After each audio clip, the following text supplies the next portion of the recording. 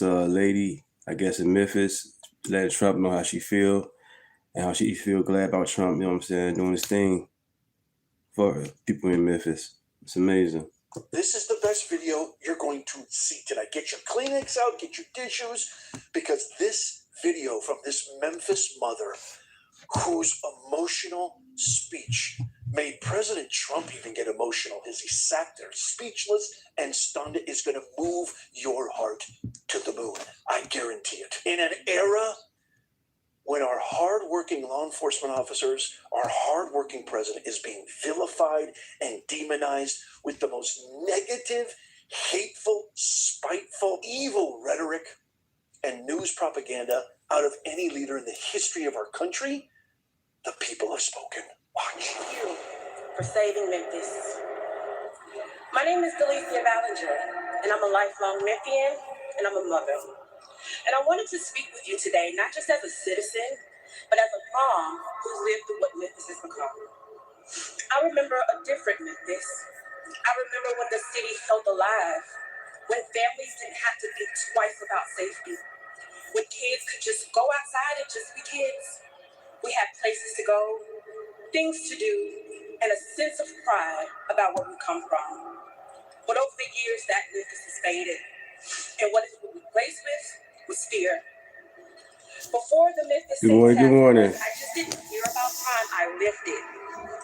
I watched friends and people that I love lose their lives to the senseless violence. I've attended funerals that never should have happened. I've seen families torn apart, mothers grieving, and children growing up without parents, all because of violence that felt like it would never end. And those moments stay with you. They change how you see everything. But nothing's changed more than becoming a mother. Because now, it wasn't just my life that I was worried about, it was my children. There were days where I wouldn't let them go outside, not because I didn't want them to, but because I was afraid what would happen if I did.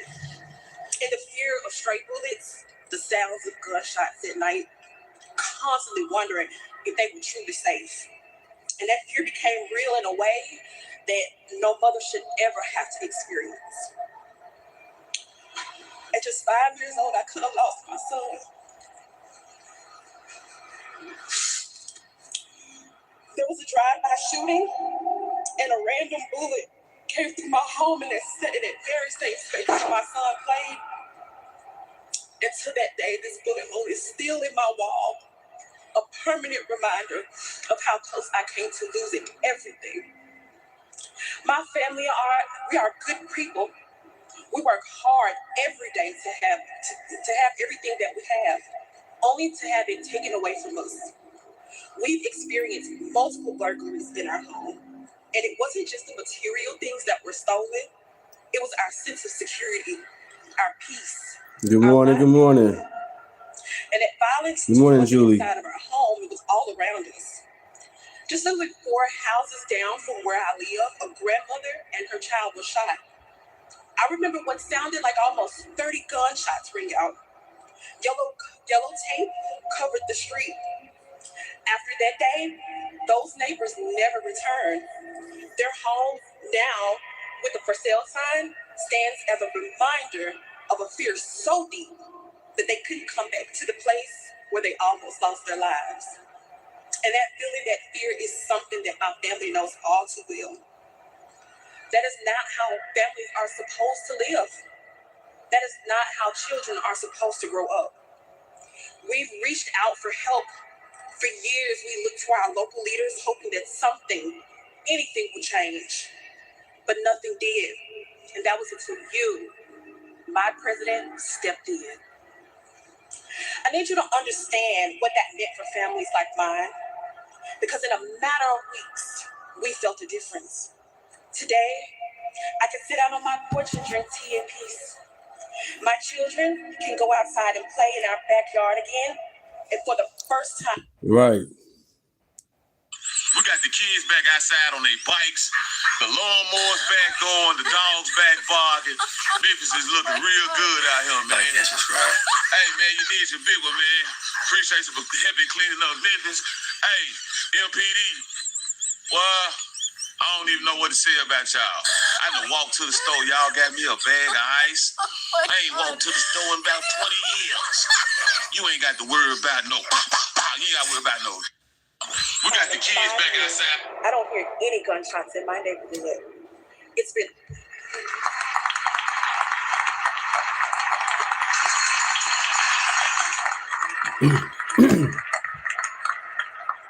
It's been almost 6 months. And that video is from October. You know what I'm saying? Trump doing his thing. People are happy. I'm glad he's showing this. You know, crime is bad. It's real bad, especially in Chicago, Memphis, New York. And I'm glad Trump sent the troops out there, ICE out there doing their thing. And she's happy. Now they can go outside and play and do their thing. That's what it's about. Safety. And it's like a whole new... Excuse me on that. That silence means everything to me. It means safety. It means peace. It means that I can breathe again as a mother. What years of waiting couldn't fix, you did it in just 3 weeks. And I'll never forget that. My family will never forget that. And what's even more powerful is that that impact did not stop there. Because of the Memphis Safe Task Force, it has sparked continued efforts right here in Hall like the Make Memphis Matter movement, led by the incredible, the most awesome State Senator Brent Taylor, starting in 2023, who is putting his best foot forward every day to continue the mission to make it a safer Memphis and to hold our SOARS-backed DA accountable at a state level and partnering with amazing Senators Hagerty and Blackburn on the federal level. And it's because of leadership like that, I believe that Memphis can become that place that I once remembered. So from the bottom of my heart, thank you. Thank you for seeing communities like mine. Thank you for taking action. Thank you for putting Americans first, especially right here in Shelby County in Memphis. Because this isn't politics for me. This is my life. This is for my children. In fact, President Trump, my son, my beautiful son is here today, and he would like to wave and say thank you because now he's free to live a normal childhood. Brennan, stand up for me, baby. All right. This is from Professor Ness, I believe from last night. Yeah, 15 hours ago. Man, touching story.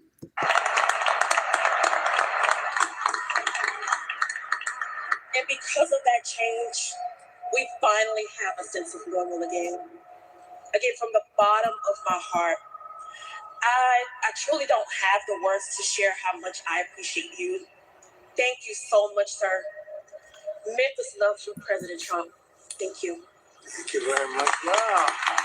You just absolutely love that story. Can I get a huge amen for that beautiful, heartfelt mother's emotional plea and story to President Trump and our nation? Give me an amen in the comments for that glorious take on what Trump is doing in Memphis and literally everywhere he sends help. DC, whether it's he could take it to Chicago, Minnesota, Los Angeles. I mean, he could help everywhere. But these reprehensible, do-nothing Democrats don't want to do a damn thing. Here's the stark contrast between what Nixon called the silent majority. You and me, hundreds of millions of real, true blue, bleeding red, white, and blue through their veins Americans, and the scum that has absolutely desecrated everything we've come to know and love about our glorious country.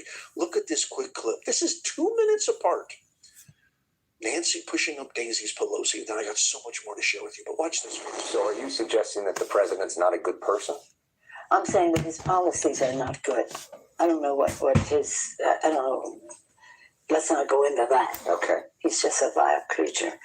The worst thing on the face of the earth. But anyway. You think he's the worst thing on the face of the earth? I do. Yeah, I do. Vile, detestable, sick, insidious ghoul who has profited in the hundreds of millions of dollars off the backs of you and me and all hardworking, law-abiding, tax-paying U.S. citizens. I'm telling you right now, if you're a Democrat in 2026, your soul is fractured and in disrepair. And speaking of sick ghouls, look at this despicable mayor of Chicago, Brandon Johnson, who's now facing calls to resign, as he should, refusing he needs to resign. Apologize to Sheridan Gorman's family, who was recently unalived by an illegal, criminal, migrant Venezuelan, that Biden and fake borders are Kamala, and his sanctuary policies harbored, nurtured, and supported in our country, and let them in. But you can't have defund the police and then bringing all these people in. You need the police for more protection. How you gonna defund the police and then keep on bringing people in? It makes no sense. Yeah, Chicago, we need help. Chicago need help. Pray for them. Good morning, good morning. And watch. Continue to pray for those victims. Will you take this opportunity to apologize to Sheridan's parents for the policies that you promoted that were directly Happy Thursday. Today's Wednesday. That suspect would not be in the city, Good would not be morning. in the country, but for your policies. Will you take this opportunity to apologize? Well, again, I believe that we're all grieving the loss of Sheridan and other folks who have lost their lives because of senseless violence. And let's just be very clear, between the Safety Act and the Welcoming City Ordinance. The Welcoming City Ordinance was passed 40 years ago by the first Black mayor in the history of Chicago, and the Safety Act was passed under the governor. At that time, he was Republican. Okay, that's good. Okay. Thank you for your question. So you will not apologize to Sheridan's parents? Hi, Mayor. Nothing to say. New York City, Los Angeles, Portland, Seattle, Chicago. The list goes on and on, folks. DEI is absolutely destroying our great American cities, amongst a million other things. You have got to get this video and share it and tap the thumbs up, share it everywhere. This needs to go viral, because not only did he refuse to apologize, he hasn't even talked to the family. Good morning, Matt. Good morning. You've probably seen the statement from Good morning, Australia. Good morning. Talked about addressing what we heard last week from Alder Haddon about rejecting the idea that she was in the wrong place at the wrong time, and some disappointment over what they called failures of the system. I'm wondering if you've had an opportunity or taken the opportunity to speak directly with the Gorman family and share a little bit of that conversation if you have, or if not, what you would say to them. Yeah, well, Yeah, that was crazy yesterday in the chat calling you racist. They don't get it, man. They don't get it. And just jump in and call you a racist without I want to reading. show you a couple of clips. We're not even knowing you. ICE agents that Trump deployed to airports to help alleviate this Democrat shutdown, who refuses to sign off on a bill that will fund and pay these hardworking TSA agents. I want you to see these two clips of ICE agents at airports, and I want you to look and see the reactions Good morning. of people. Water. These ones are cold on this side. How about you,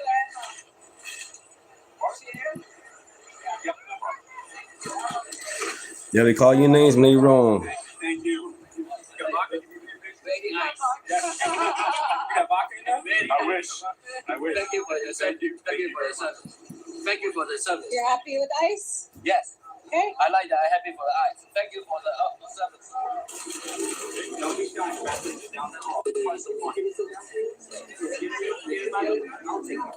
Right, ICE doing their job. If nobody don't bother them or agitate them, they doing their job peacefully. But you're going to have some protesters out there want to agitate, blow whistles, saying they ain't doing their job, they need IDs, where your ID. In the airport, they are federal agents with guns and badges and vests on, asking for their IDs. I think another video I seen the other day. I'm like, really? Cameras everywhere. They detaining somebody that needs to be detained and take their ass up out of here. They ask for your ID. These are federal agents. Good morning, everybody. Good morning. Good morning.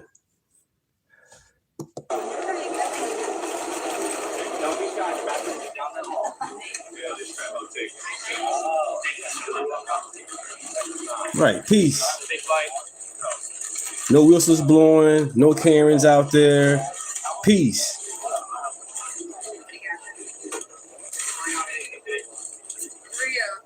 Oh, nice. Don't be shy, guys. If they want to snatch you up as an American, they can snatch you right there.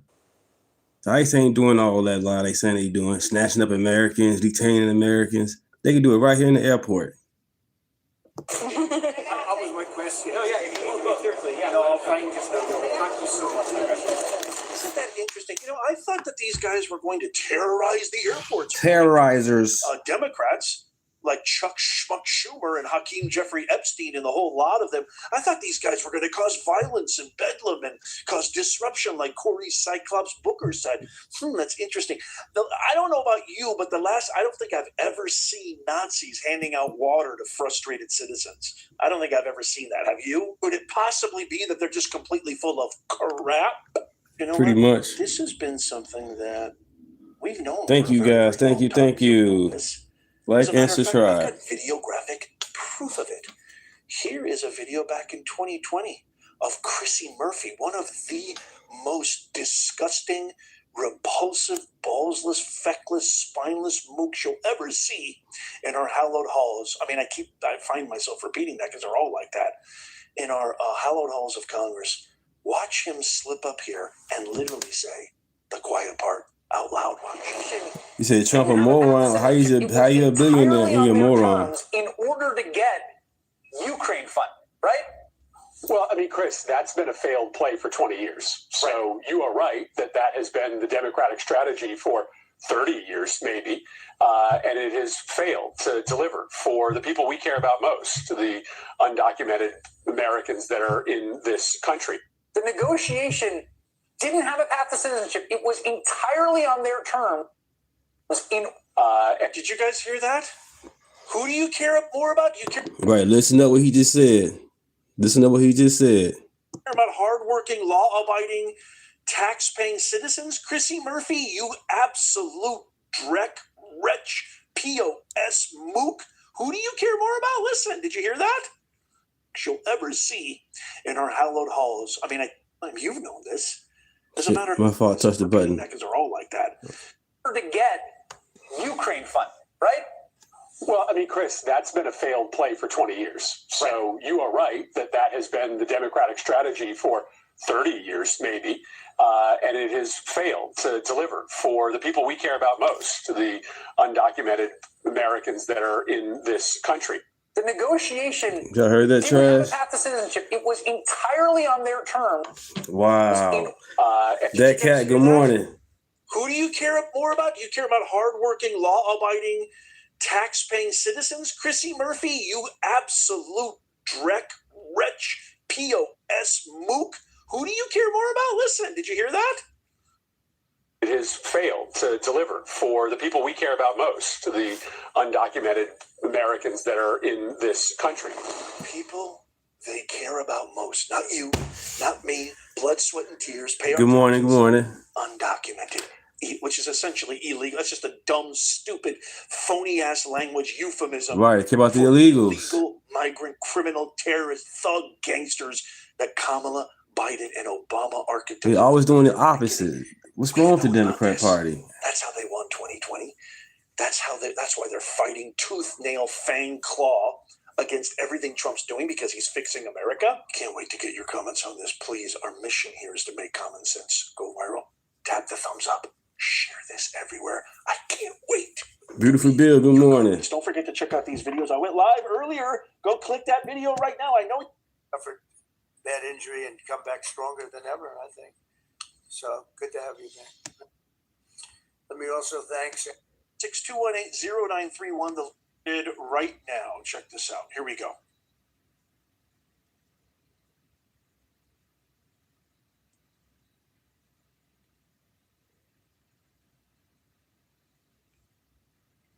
Yeah, a lot of confidence. Yeah, Matt been with me for a while. Matt not racist. Matt been with me for a while. And we're thrilled to swear in our new Secretary of Homeland Security, a great American patriot, to put it mildly, Wayne Mullin. And He's been with me for some months now. Some months. You deserve it. Great man. Let me also thank Secretary Mullin's beautiful family, including his wife, Christy. Thank you. His sons, Jim and Jace, and Andrew, and daughters Lara, Ivy, Lynette, and other members of the Mullin family. It's a beautiful family. You know this guy, he's a big top wrestling guy. I won't wrestle him for anything. All-American wrestler, huh? Good, good genetics in that family. Proud of you. Thanks as well to Attorney General Pam Bondi, Chairman. Let's grow. Like and subscribe, everybody. Thank you, guys. 1,600 subscribers. Thank you. And let's grow. Let's get to 2,000. Great group of people. Let's get to 2,000. Mark Wayne has represented the incredible state of Oklahoma, a state that I won 77 out of 77 counties 3 times in a row. So they like me there. Second was Ronald Reagan at 56. Did you know that? 56. It's not bad. But 77. It's 77 out of 77, I think, right? That's not bad. But he was there in Congress as a member of the House and then as an outstanding United States Senator. And he really has been outstanding. He's been a close and vital partner in helping us secure the border, stop migrant crime, end the scourge of illegal drugs, and make America safe again and make America great again. And he's a tremendous player. He worked with Tom Homan, worked with all of our people on the right, and many more. And everything he's done has been good. I say everything he touched, he's turned to gold now. But even in business, he was successful in all. Congratulations, Laura. Successful. He's so honored to have you. Politics. I hope you're happy. But as the only Native American, I didn't know that, huh? Let me look at you. I think that's all right. He's got great quality, I can tell you. It's the only Native American in the Senate. How many have been there before you? Do you know? Native American? 3. Well, you're a fantastic representative. Mark Wayne has also been a fantastic advocate for our cherished tribal communities. He's now the first member of the Cherokee Nation ever to serve as a member of the cabinet. I didn't know all these things. I would have picked him faster if I had known. I would have made a quicker decision. Prior to his career in public service, Mark Wayne had a very successful career in business, leaving school at age 20. After his father got sick, taking over his family business and turning it into a multi-million-dollar success story. Free poll, everybody. Do you think that Mark Wayne Mullin will do a better job than Kristi Noem? Of course. Let me know in the chat. You can tell a lot about a person by their ears, right? During which he'd be more aggressive. Totally undefeated. He was undefeated during his career, and he's been inducted into the Oklahoma. Make sure you share this out, y'all. Sharing is caring. Tap that thumbs up. Thumbs up at the top. Thumbs up. Like and subscribe. That's my favorite. This is Professor Nez. And suffered bad injury and come back stronger than ever, I think. So good to have you, man. Right? I've no doubt that as he takes the helm of DHS, Mark Wayne will fight for homeland security in the United States and securing the country and making it really strong the way it should be. Our country's come a long way in the last year. We set it up so beautifully, and then we had 4 years of horror. We had 4 years of disgusting horror. That's true. Borders and 100%. Things that nobody would even think of. Not an untrue word spoken. People poured into our country, and we've gotten a lot of them out, but we have a lot more to go. 11,888 murderers came into our country. People came in from all over the world, from prisons and gangs, gang members, drug dealers, people from mental institutions, insane asylums. That's the mental institution times 2. And times 2. To happen to our country can never be allowed to happen again, and it won't. With Mark Wayne, we have somebody that's strong, professional, and fair. As you know, the department that Mark Wayne takes over today is currently shut down by radical left Democrat thugs in Congress who have blocked all funding for DHS because they're trying to shield illegal alien criminals, gang members. They want to protect them from being taken out of the country, drug dealers, murderers. They're protecting them all. I don't know how people can vote for these. You know, I see the midterms are close. I don't know what close means, but I don't know how people can vote for them. You take a look.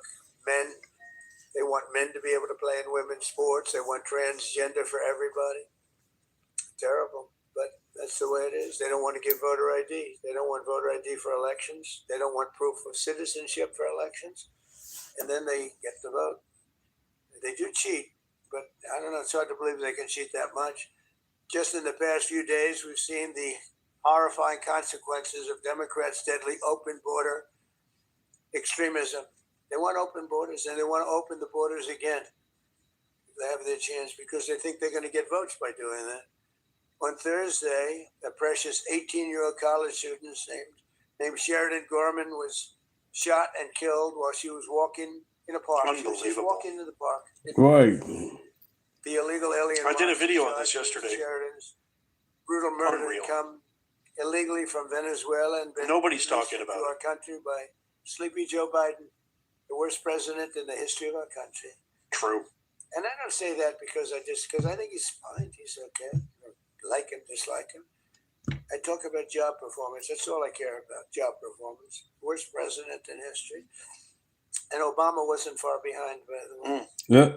But he was then arrested and released again by Democrat governor, a real slob of a governor, J.B. Pritzker, in the sanctuary city of Chicago, which we could make safe in 2 months, I would say. 2 months if we sent in the group, Tom, right? 2 months would be good. 3 months, very good. 4 or 5 months, it would be great. But they would never call because they don't want to do that. All they have to do is call and ask for a little help. Pro Oaks, good morning. Good morning, Tommy. Congress do Timmy. not care how much American blood they shed in their Good morning, demented Timmy. pursuit of open borders. From Sheridan Gorman to Jocelyn Nungary, Lake and Riley, their quest to flood our country with illegal aliens has left countless American victims in its wake. They never changed. They see what's happening. They never change. That's what they want. They want to get the votes. With sanctuary and sanctuary cities going at levels that they are, we've ended a lot. We've done a lot. But for some reason, they love it. It's a sanctuary. Sanctuary cities are sanctuary. It's really a sanctuary for criminals. With Secretary Mullin at DHS, we will continue our record-setting efforts to deport these illegal alien criminals from our country, and we are doing at record levels despite a very unfair court system, a radicalized left court system, and others that I'm not too fond of also. And we'll protect innocent American lives. Every single illegal migrant who has a criminal record must be deported immediately. If they have a criminal record, you got to deport them. And there's a lot that came in under Biden. And Kamala, the great border czar Kamala, who never went to the border, never called Border Patrol, never once called Border Patrol. That's Can awful. you imagine that, Jim? She's the border czar. She never called Border Patrol. Explain that to me. He's the worst. She was as bad as he was. Okay, Ryan, you don't even know what my channel was about. You just jumped in and saw something went crazy. We've Catch you achieved later. unprecedented gains on public safety. Yesterday, we were in Memphis, Tennessee, to celebrate the steepest reduction in crime ever recorded. We've been there for about 5 months, and the numbers, nobody's ever seen anything like it. And thanks to our Memphis Safe Task, it's called Safe Task Force, alongside our efforts in Washington, D.C. And what we've done in Washington is amazing. We have Washington as a safe city now. It's been amazing. It's been, if you go back a year and a half, 2 years ago, Washington was one of the most unsafe cities anywhere in the world, let alone this country. And now we have a very safe city. What they've done with all of the people working, many of the people. And this has direct consequences on Americans. My son's going on his 8th grade trip to DC soon, and I couldn't be more relieved that he's done this. God One year, bless you, my President administration, we've created the most secure border in the United Trump. All we States. needed was a new president, y'all. And the largest drop in illegal immigration ever recorded. Slashed Johnson illegal asked somebody fentanyl about a crossings on our bill border being by signed. 64%, and accomplished the largest decline in the murder rate in the history of our country, bringing it down to 1900. That's before my father was born. My father was born a little bit after that. He wouldn't be happy Johnson mentioning asked this. Biden about He that never bill liked to be talking about signed. age. Be a ripe old age, but that's before my father was born. Think of it, 1900. We have a record. 1900. Murders last year were at the lowest level in 100. Thank you, Christy. I am too. And we're making America safe again. We're doing it at levels that everything we're doing, we're making great. The border is great. The military is great. We're having. I thank the Lord every day that we have a real leader running our country. Finally, Iran. We had one in Venezuela, and now we're having one.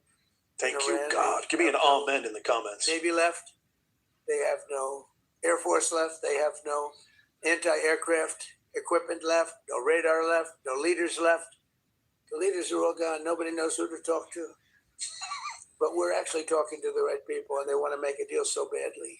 You have no idea how badly they want to make a deal.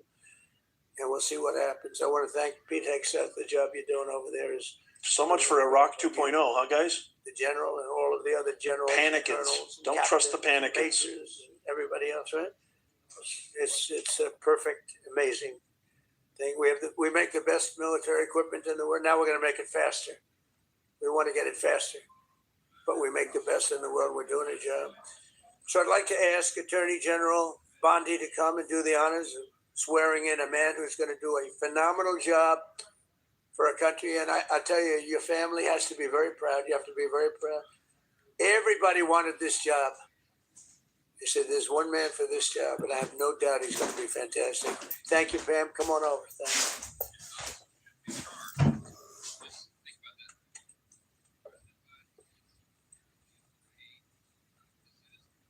Please raise your right hand and repeat after me. I do solemnly swear. I do solemnly swear. Mark Wayne Mullin. Mark Wayne Mullin. That I will support and defend the Constitution of the United States. That I will support and defend the Constitution of the United States. Against all enemies, foreign and domestic. Against all enemies, foreign and domestic. And that I will bear true faith and allegiance to the same. And that I will bear true faith to allegiance to do the same. And that I take this obligation freely. Take this obligation freely. Without any mental reservation. Without any mental reservation. Or purpose of evasion. Or purpose of evasion. And that I will well and faithfully. And that I will well and faithfully. Discharge the duties of the office. For some time. And I know this by personal observation, and now the whole world knows it. And it's been I do stand by it. And I say this without any personal animus at all. I mean, in some ways, I actually kind of feel sorry for Joe Biden. I mean, he's in the twilight years of his life. He is not, obviously has not been in charge for some time. And I know this by personal observation, and now the whole world knows it. And it's been very, very concerning to me over the last, year and a half since I've had this position. Can you tell us a story when you say personal observation? What kind of thing did you see? It's public now because the Wall Street Journal got it and put it on the front page. But January a year ago, almost exactly a year ago, I became speaker in October 2023, and there were all sorts of big national security concerns and everything going on, and I started requesting a meeting with the president because, I'm kind of old school. I'm a constitutional law guy. Speaker of the House should be able to talk to the president, especially in times of great national interest and calamity. But they wouldn't let me meet with him, and his staff kept giving me excuses. This went on for like 8 or 9 weeks. I'm sorry, Mr. Speaker, he doesn't have time. What are you talking about? I'm second in line of the presidency. He has time. I need to talk to him. I can't say the classified parts, but we had some big national concerns at the time that I was losing sleep over. Finally, I just went to the Hill Press Corps and I said, the president is not being allowed to meet with the speaker. There's a problem. So they started putting pressure on him. Long story short, they finally relented. They invited me to the White House. I show up and I realize it's actually an ambush because it's not just me and the president. It's also Kamala Harris, Chuck Schumer, Hakeem, the CIA director, everybody. And then, so I walked in the Oval and, I know what this is. They're going to hotbox the speaker on Ukraine funding. That's what it was. This is probably third week of January. We sit down, we're in the midst of it, and the whole conversation, and I'm going, we don't need to have this conversation. The president reaches over just like this. We're sitting right next to the fireplace in the Oval, and he grabs my arm and he says, the speaker and I just need a couple minutes together. Would y'all just leave us alone? And I looked up on the faces of some of the staff standing around the wall, and they're like, oh, no, he did it. So he called it. He's the commander-in-chief. So everybody leaves, and he and I are standing awkwardly in the middle of the Oval Office right over the rug by that coffee table. And I said, Mr. President, thanks for the moments. This is very important. I got some big national security things I need to talk to you about that I've heard, and I think you know, and what do we do? But first, real quickly, Mr. President, can I ask you a question? I cannot answer this from my constituents in Louisiana. Sir, why did you pause LNG exports to Europe? I don't understand. Liquefied natural gas is in great demand by our allies. Why would you do that? Because you understand, we just talked about Ukraine.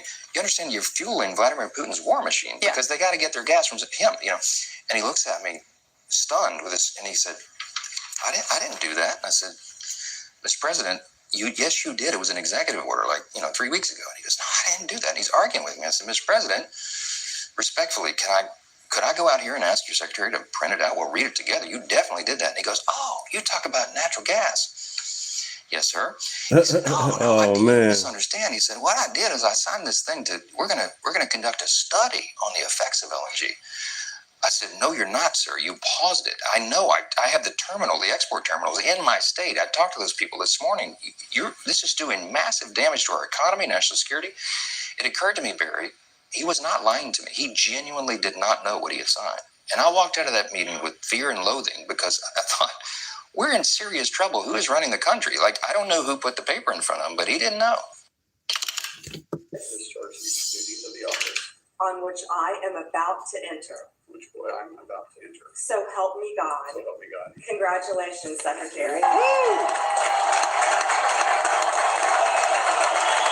USA. Good morning, Joseph. USA. Thank you. I think that was the most nervous I've ever been. He sounded like it too. It just seems surreal being in the Oval Office and having the President of the United States speak so highly of me and then recognize my family and know my family by name. It's humbling, and I never take it for granted. But I've made this very clear that I don't care what color your state is. I don't care if you're red or you're blue. At the end of the day, my job is to be Secretary of Homeland and to protect everybody the same, and we will do that. I'll fight every single day. Today, I got the privilege of meeting so many of the employees at DHS. These employees have been there for 30 days without pay. And if you need anything to know their dedication to show up and still protect the homeland that you damn Democrats enjoy, treasonous vermin Democrats we're experiencing, they're working with for free because of political politics. It's a tragedy.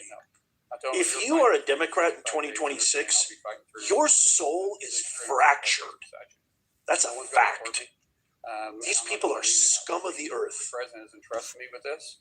And to quote President Trump, these people are crazy. Thank you so much, Mr. President. Quite frankly, probably the craziest. All right, I'll stop.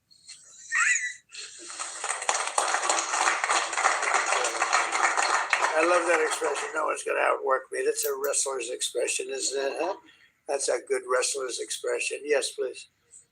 Will the Secretary's replacement in the Senate support the SAVE Act and the use of the talking filibuster to get it through? Well, it's not the SAVE Act. It's not called this. It's called the Save America Act. There's a big difference. I love that. Nobody knows what that means. Save America. There's a big means difference. Save America. And I can't speak for him, but I would imagine that Mark Wayne, I didn't even ask him the question because who wouldn't support it? Voter ID with a picture. You want citizenship, proof of citizenship.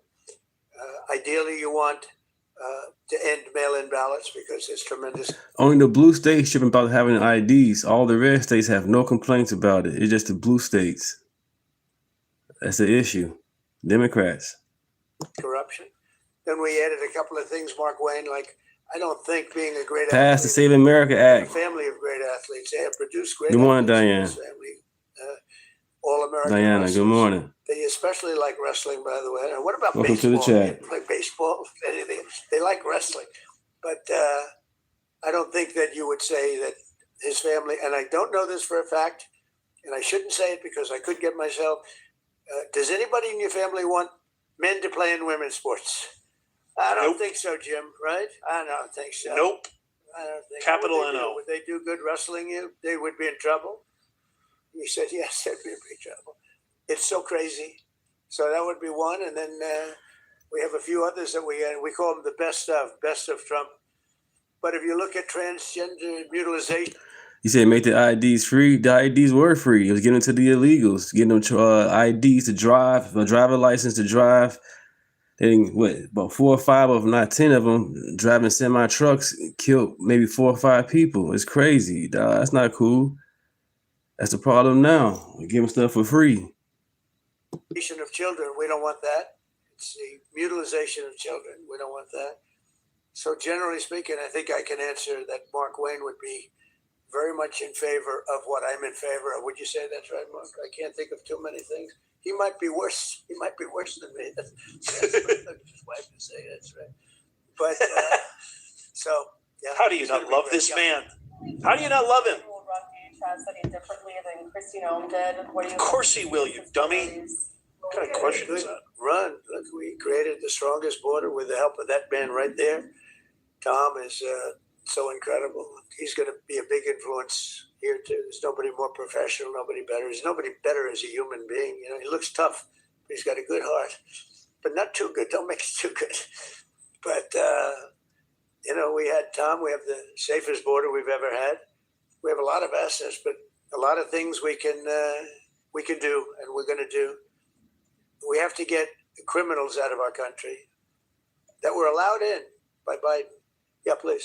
President, do you support what appears to be emerging agreement coming out of the Senate to reopen DHS? Well, I'm going to look at it, and we're going to take a good hard look at it. I want to support Republicans, and you know, sometimes it's awfully hard to get votes when you have Democrats that don't want to have voter ID. They don't want to have proof of citizenship. They don't want to do anything about men playing in women's sports. That's one of the items we put on, you know.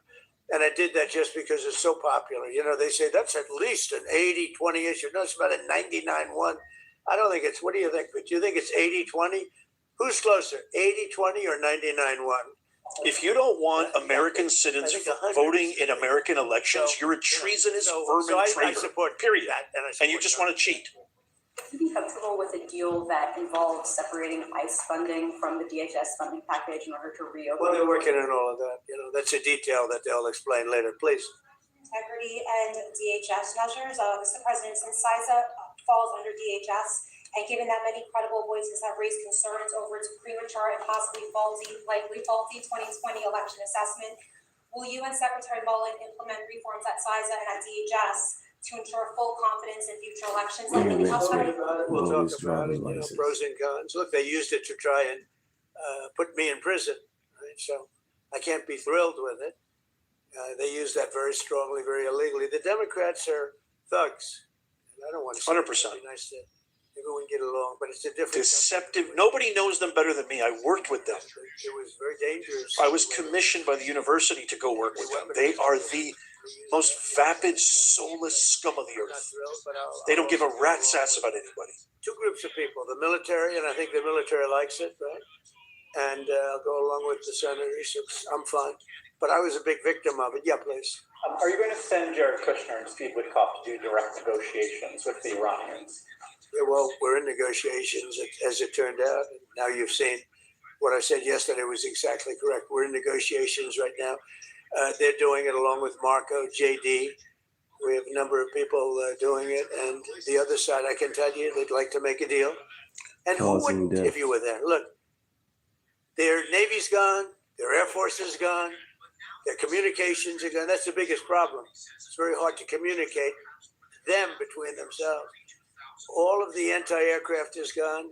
Most of their missiles are gone. We either shot them or they shot them and don't have them anymore. They're down to a trickle.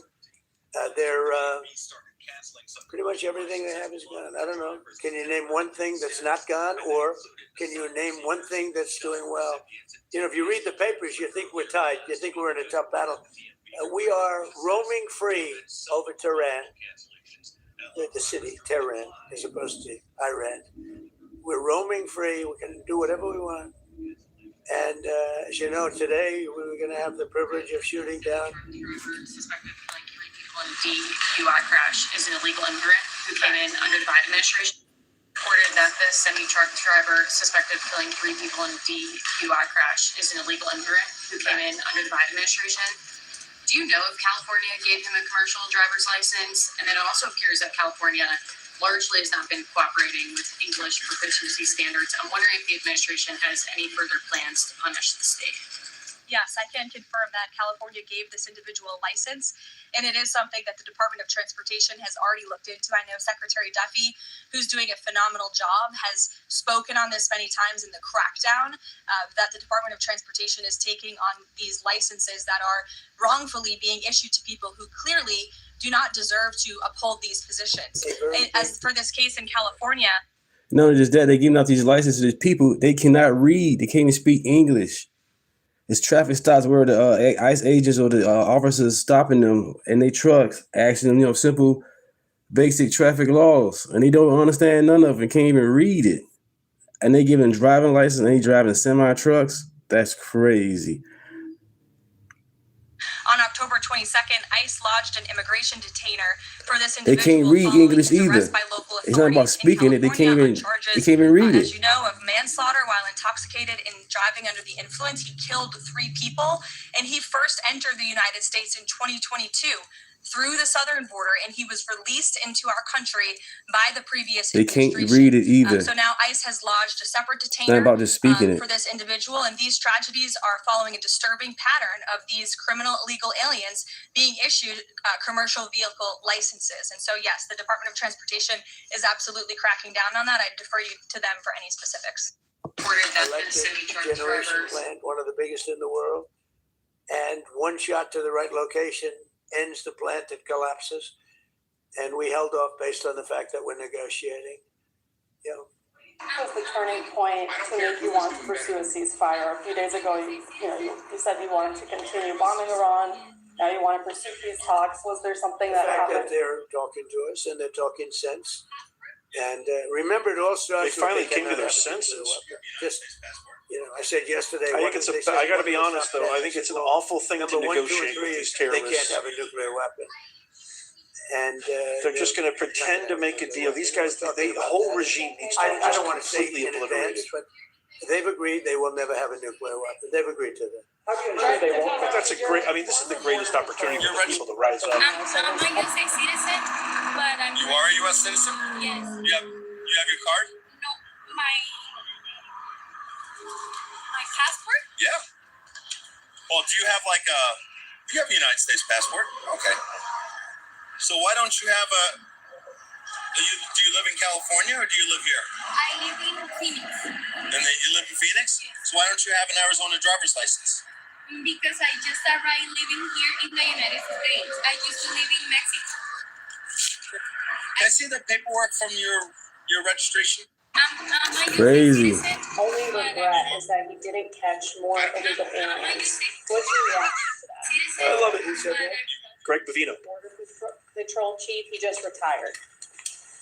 Well, we captured a lot. They were allowed into the country by Sleepy Joe and that group. Okay, wait a minute. Time out. Worst president ever. So this stupid woke reporter, I'm pausing this just for a second. So just in case you missed that, this stupid woke reporter took all the context out. So Greg Bavino, commander operations in charge of Border Patrol, you guys know who he is, amazing American hero. He deserves a statue in his honor. He recently retired. After 30 years of service, he retired. And they asked him, what was your only regret? And he said, we caught a lot of illegal aliens. My only regret is that we didn't catch more. Meaning, I was so committed to my job, committed to service to Americans, committed to my duty and honor code that I signed an oath. I signed my name in blood toward that. I wanted to be able to get as many as possible, because if you're illegal, this is just the law. Follow the freaking law. If you do not have the right ports of entry documents through systems and processes legally entering our country, you're a criminal, period, point blank, end of story. But this woke reporter tries to, nuance it and make it sound like Trump's not doing a good job, so she leaves out all the context. It's just garbage, pure garbage. The group of incompetent people. To me, that's the biggest scar. Inflation, they caused the highest inflation we've ever had. We've already gotten rid of it. The biggest scar is what they did, the people that they allowed from prisons all over the world. They came from the Congo, from all over South America. Rough people, really tough people. So, no, I understand what he means. We would have liked to have captured more. I'm not capturing so much as removing. We're removing thousands of people. And many are self-deporting because we're going after them so powerfully that they're self-deporting. So I'm going back. I think that's one of the big unkept secrets. It's Tom Homan's thousands and thousands another of people, American hero. And they're self-deporting. They're going back to where they came from. But what we want really is the criminals. We're really focused on those criminals, getting them out. Message right now to Democrats and also to Americans that are stuck in airports is really devastating watching it online because Democrats won't fund DHS. What's devastating? Americans right now stuck in airports as we speak because Democrats won't. Well, they just don't. They won't look. This is a deal that was done, the great big beautiful deal, which gave you the biggest tax cuts ever, including no tax on tips and no tax on Social Security for the seniors. Think of it: no tax on overtime, tax deductions when you buy a car. You take money, pay interest on the money, you deduct it. We've never had that for people buying cars. If it's an American car, only if it's an American car. But they are just they stick together, the Democrats. I tell you, I give them great credit for that. We have some that they're not good stickers. We have guys like Tom Massey in Congress who's terrible. He's just terrible, terrible person. I call him Rand Paul Jr. But they don't vote. Rand Paul, rarely votes for stuff. Likes me, says, I'm a great president. He said the other day, I'm a great president, one of the greatest presidents. But I said, do me a favor, vote for us and don't call me a great. I'd rather have the vote than the statement. But we have people that don't stick together, and those people hopefully will someday be gone. The thing I most respect about the Democrats, even on horrible policy, they stick together. What they do have, though, is horrible policy. They don't have any agenda policy for everyone. Just Open hating borders, Trump. Men and women's sports. They have the worst policy that you can imagine, and so Everything they whether do is stick together or not, they have just this despicable. policy. Should all be We have locked up. great policy. Republicans. By the great way, policy. stick We around have because I common just got sense some policy, breaking but news it's about great the Save policy. America Act. Stick That's around. our biggest advantage is our policy is correct. Yeah, please. Are you encouraging our allies in the Gulf to be more involved in the Iran operation? Say it. Are you encouraging our Not allies now. to It's be too late, you Momo. involved in the Iran operation? Yeah, After we won? A little bit, but more NATO. I think our Gulf allies have been pretty good, to be honest with you. UAE's been hit so hard. He got hit by 1,400 rockets, shot them all out of the air with our great Patriot missiles. Think of it, they shot 100 missiles at one of our aircraft carriers, the Abraham Lincoln, one of the biggest ships in the world, actually. And out of 101 missiles shot, every single one of them was knocked down in the sea. Think of that. Think of what that means. 101 missiles, highly sophisticated, very fast missiles shot. Out of 101, all 101 were shot down, and now, for the most part, lie at the bottom of the sea. It's pretty amazing, right? Pretty amazing. Our military is amazing, Pete. You know the attack I'm talking about recently? 101 shot. I said, wow. I saw that. You can see we have sort of pretty good equipment that we see. It's called the red line. Those red lines were thick, right? I said, that's a lot. And then we saw them one by one just get shot. And these guys that do the shooting, the coolest cucumbers ever. You know, most people, you don't have a lot of time. When a missile's going at 2,500 miles an hour, I don't care how far away it is, you don't have a lot of time. But I watched them sit down and think. Great students, MITs, a lot of MITs, a lot of guys like this. They're not as much into the muscle as they are this one right here. And amazing, just watch them perform under great pressure because they have a matter of seconds to do it. If they don't do it properly, it's a big problem, you know, because these were powerful. These were very powerful missiles coming. And so a lot of people choke. They don't choke. These guys don't choke. They're the best in the world. We have the best in the world. Yeah. What would be your message today to the TSA agents who have been staying home in recent days amid this impact? Well, some of them are needing money, you know, because the Democrats cut off their money. I blame the Democrats more than anything else. But some of them, you know, they didn't get paid because they're not funded by the Democrats. This is a Democrat problem. In fact, I actually said to the Senate, why would you say this is a Democrat problem? I think the polls are showing it's a Democrat problem. And they'll do anything actually to hurt our country so they can try and win the midterms. And if we ever went back to our old policies, we wouldn't have a country left. You get a deal, Republicans and Democrats in the Senate, to fund all but enforcement operations of ICE. to get those TSA agents paid and open up directly with the department. Would you sign that? Well, I don't want to comment until I see the deal, but as you know, they're negotiating a deal. I guess they're getting fairly close, but I think any deal they make, I'm pretty much not happy with it. These guys came in, they wouldn't pay people. You know, they had a deal to pay. They had to break their deal. The Democrats broke the deal that we had. It was all done. Everything was fine. And then they just said, well, we're not going to pay anymore. And they hurt our country. And at a very difficult time because, you know, we are at, as they would say, a war. They call it a war. I call it a military operation. It's not a war. A very successful one. Like successful It's an like obliteration. nobody's ever seen before. Hey, Venezuela was equally as successful. That was a great thing. No, the Democrats had a deal. It was a done deal. And then they said, well, we're not going to pay. And so a lot of people suffered over that and put our country in danger. You have another question? You haven't been here in a while. Well, Iran, can you give us any more sense of who exactly in Iran it is either Woodcock or others you're speaking with? Yeah, we had, I hate to say this in front of these young people. They're not children. I spoke to most of them. They sound like adults to me, even though they are sort of children. Right? They'll always be your children. But I hate to say it, but we killed all their leadership. And then they met to choose new leaders, and we killed all of them. And we can easily do that, but let's see how they turn out.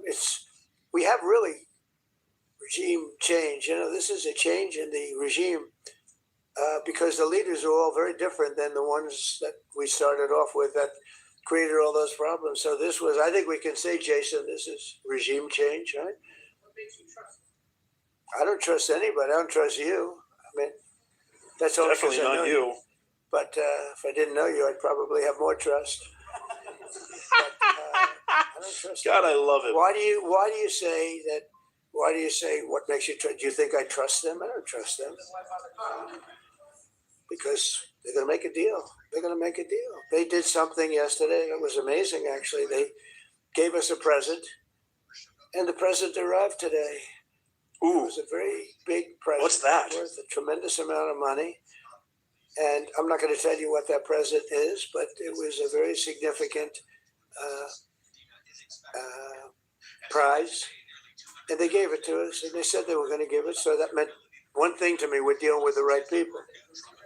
No, it wasn't nuclear related. It was oil and gas related, and it was a very nice thing they did. But what it showed me is that we're dealing with the right people. Because, you know, you don't know, because the leadership was killed, all gone. Khomeini, all gone, as the expression goes, the past supreme leader. And then the new supreme leader was racked up, at a minimum, racked up pretty good. And everyone else was gone. What do you guys think the present was? Let me know in the comments. The third tier are gone. But we're dealing with a group of people that... He said it was oil and gas related. And the present, the Not gift nuclear. they made to us was It's a very hint. significant. And they said they were going to do it, and it happened. And they're the only ones that could have done it. Jennifer? Yeah, it was related to the flow and to the strait, yeah. Oh, okay. Oil and gas, Strait of Hormuz. No, we'll have control of anything we want. Look, if we can end this without more lives being down, without knocking out $10 billion electric plants that are brand new and the apple of their eye, I'd like to be able to do that. You know? But they can't have certain things. I mean, you know the things. I don't have to go over the list, but again, it starts with no nuclear weapons, and they've agreed to that. Florida, with transportation officials trying to crack down on the problem. Alexis.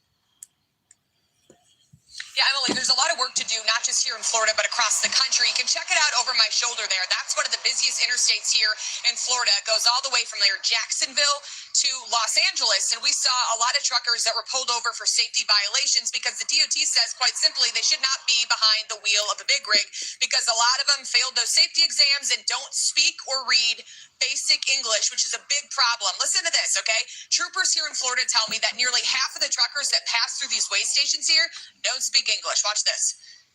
What does that mean? ¿Qué rings? Salida. Salida derecha. Can you say it in English? What that means? Get your English better. English is no bueno.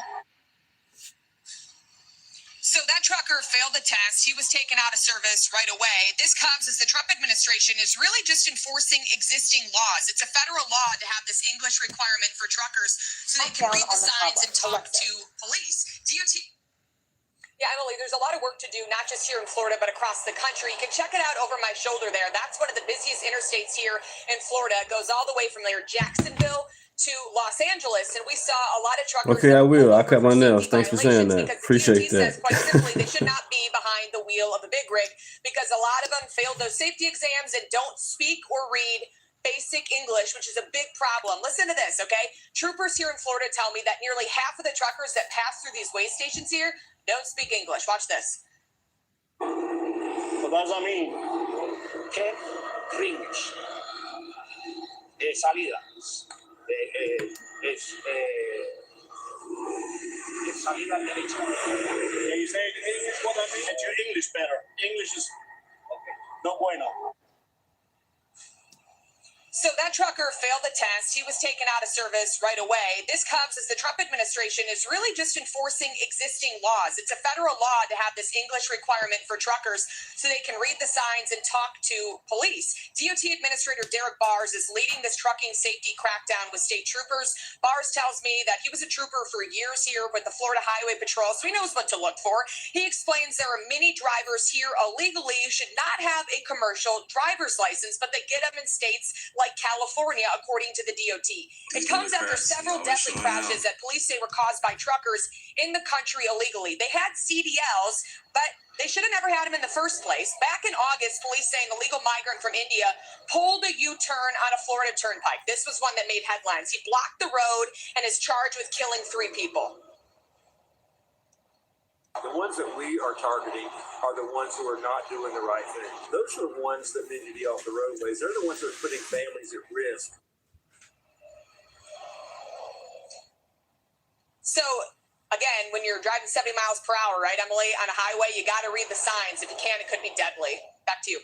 So frightening. Thank you, Alexis, so much.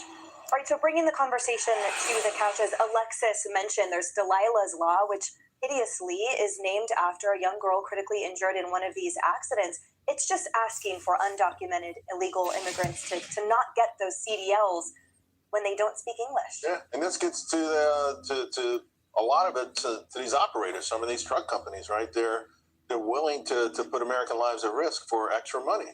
And you should see in the last year or so, the social media, all these truck drivers, native-born truck drivers are saying, I've lost hours, I've lost wages. We're 80,000 truck drivers short. These long-haul truck drivers, they're good-paying jobs, at least they were.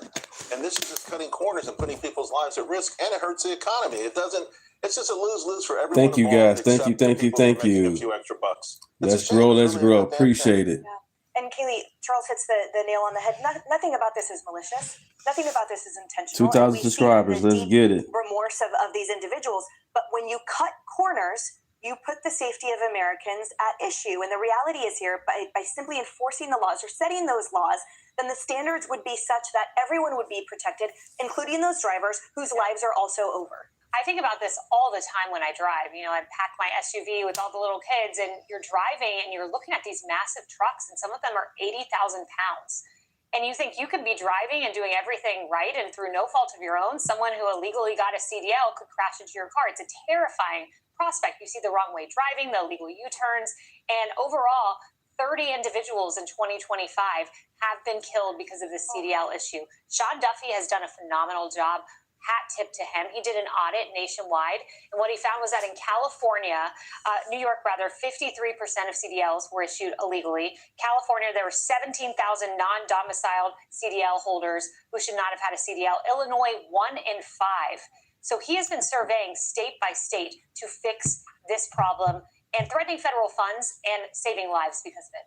And the reality is that the gravity of these accidents, these are not minor. So the three examples we put on the screen, the losses of life were 4, 4, and 3. It is devastatingly huge. Yeah, the gravity is quite literally fatal. And just in February, a semi-truck driver from Uzbekistan had been issued a CDL in Pennsylvania, was arrested after this head-on collision that killed 4 people. So one of the highlights there. It's interesting, Alexis, fabulous report about what's being done in Florida. Also, just in December, there was a massive crackdown across California. Good morning. Thank you guys for being in the chat. Appreciate it. My name is Deunta. Thank you guys. Like and subscribe. Alien truck Let's get to 2,000 subscribers. In just that operation alone. And what's so challenging about this is you can be issued the license and then take that, what essentially is a massive weapon in some cases, a giant truck, as you mentioned, as families are cruising down the highways all across the nation and may not be living up to the standards that every state should have universally. And it seems fairly reasonable common sense that you should be able to read the road signs if you're going to be out there driving a massive truck on the road. So then the question is about enforcement and follow-up as these laws change and people take action. Because you can take the action, but who's going to ensure that the drivers are actually able to do it? Totally. And I wanted to come to you on this point, which is that as we saw Alexis showing the clip where, the keep right sign was not understood, but from the left, and as always, from the sort of liberal hysterics, they say that these laws are racist. They say that requiring English speaking is racist. So at what point, though, is their compassion cruel when all of these lives have been snuffed out, not because someone was racist, but simply because the driver did not understand a roadway sign? We should be making the same argument we make for violent crime committed by illegal aliens. Every car crash involving an illegal alien with an improperly issued driver's license was 100% preventable. And we have to remember that they already flouted the most basic tenet of our national laws, our sovereignty, by entering illegally. So why do all these democratic states, obviously not Florida, are taking reforms, why do they trust illegal aliens with something as so symbolic and special as the American privilege and rite of passage that is driving? And I think the goal here is amnesty by 1,000 cuts. Their plan is to blur the line between illegal alien and legal alien incrementally by offering them incentives such as the access to a vehicle, to drive a car. We have statistics that show when those laws are actually implemented, making it more permissible in these states to get a driver's license as an illegal alien, the bus usage goes down. So this is being used widespread, but the point is to incentivize them to come here illegally. And it's just like the same with how Democrats oppose E-Verify in the agricultural sector. They don't want to cut off those incentives. Hey everyone, I'm Emily Campagno. Catch me and my co-host Harris for voter ID. When these Democrats are out here. Shannon? Hello, Sandra. So this stems from a Mississippi law that says you can get ballots counted up to 5 business days after Election Day if those ballots are postmarked by Election Day. The RNC is challenging this. They said Congress set an election day and states do not have leeway to make all of these different changes to it. Well, Justice Jackson was skeptical. She says, listen, states have done all kinds of things. Why hasn't Congress cracked down before now if they said everything has to be completed by Election Day? If that's what they really meant. Here's a bit of Justice Jackson. We now have pretty common practice among many states to allow for absentee voting in this way, early voting, all these other things, but in particular, post-ballot receipt, post-election day ballot receipt deadlines. And Congress has not indicated, at least thus far, that it intended ever to preempt this, that it intended not to have the states make this determination. So 29 states have some kind of grace period after Election Day. So the implications of this decision in this case today could be widespread heading into the midterms. Now, Liberals and Democrats aren't going to like this one too much. Supreme Court seems like they're poised to change some things around before these upcoming midterms, and that is change election week, election month, election whatever, to election day, which is the way that I think it should be. I don't think we should have early voting. I don't think we should have, ballots coming in a day later. I don't care if they're postmarked before the election day or not. Okay. I think it's election day. Simple. Election day. It's a holiday. We should make it a holiday. And it's a day where we all go to the ballot box and we vote as a country. as an entire country, all across this country, we all vote on the exact same day, at the same time, obviously. And there's no early voting and there's no voting after. It's just on a day. And whatever is counted or whatever is in by closing of that day, well, I guess if you're in line, of course, if you're in line by closing of the polling, but hopefully with something like that implemented, we'll know exactly who won real fast. It's not like I don't know. We got to count in the mail-in ballots that are coming in overnight. Oh, by golly, it looks like Biden just took the lead. Like, no. Nope. If the ballot isn't in by 9 o'clock at night or whenever the poll closes, it doesn't count. Doesn't count and it shouldn't count. But y'all let me know your opinion in the comments. Now I want to play a clip from the RNC lawyer, Paul Clement, in part of his argument. Check it out.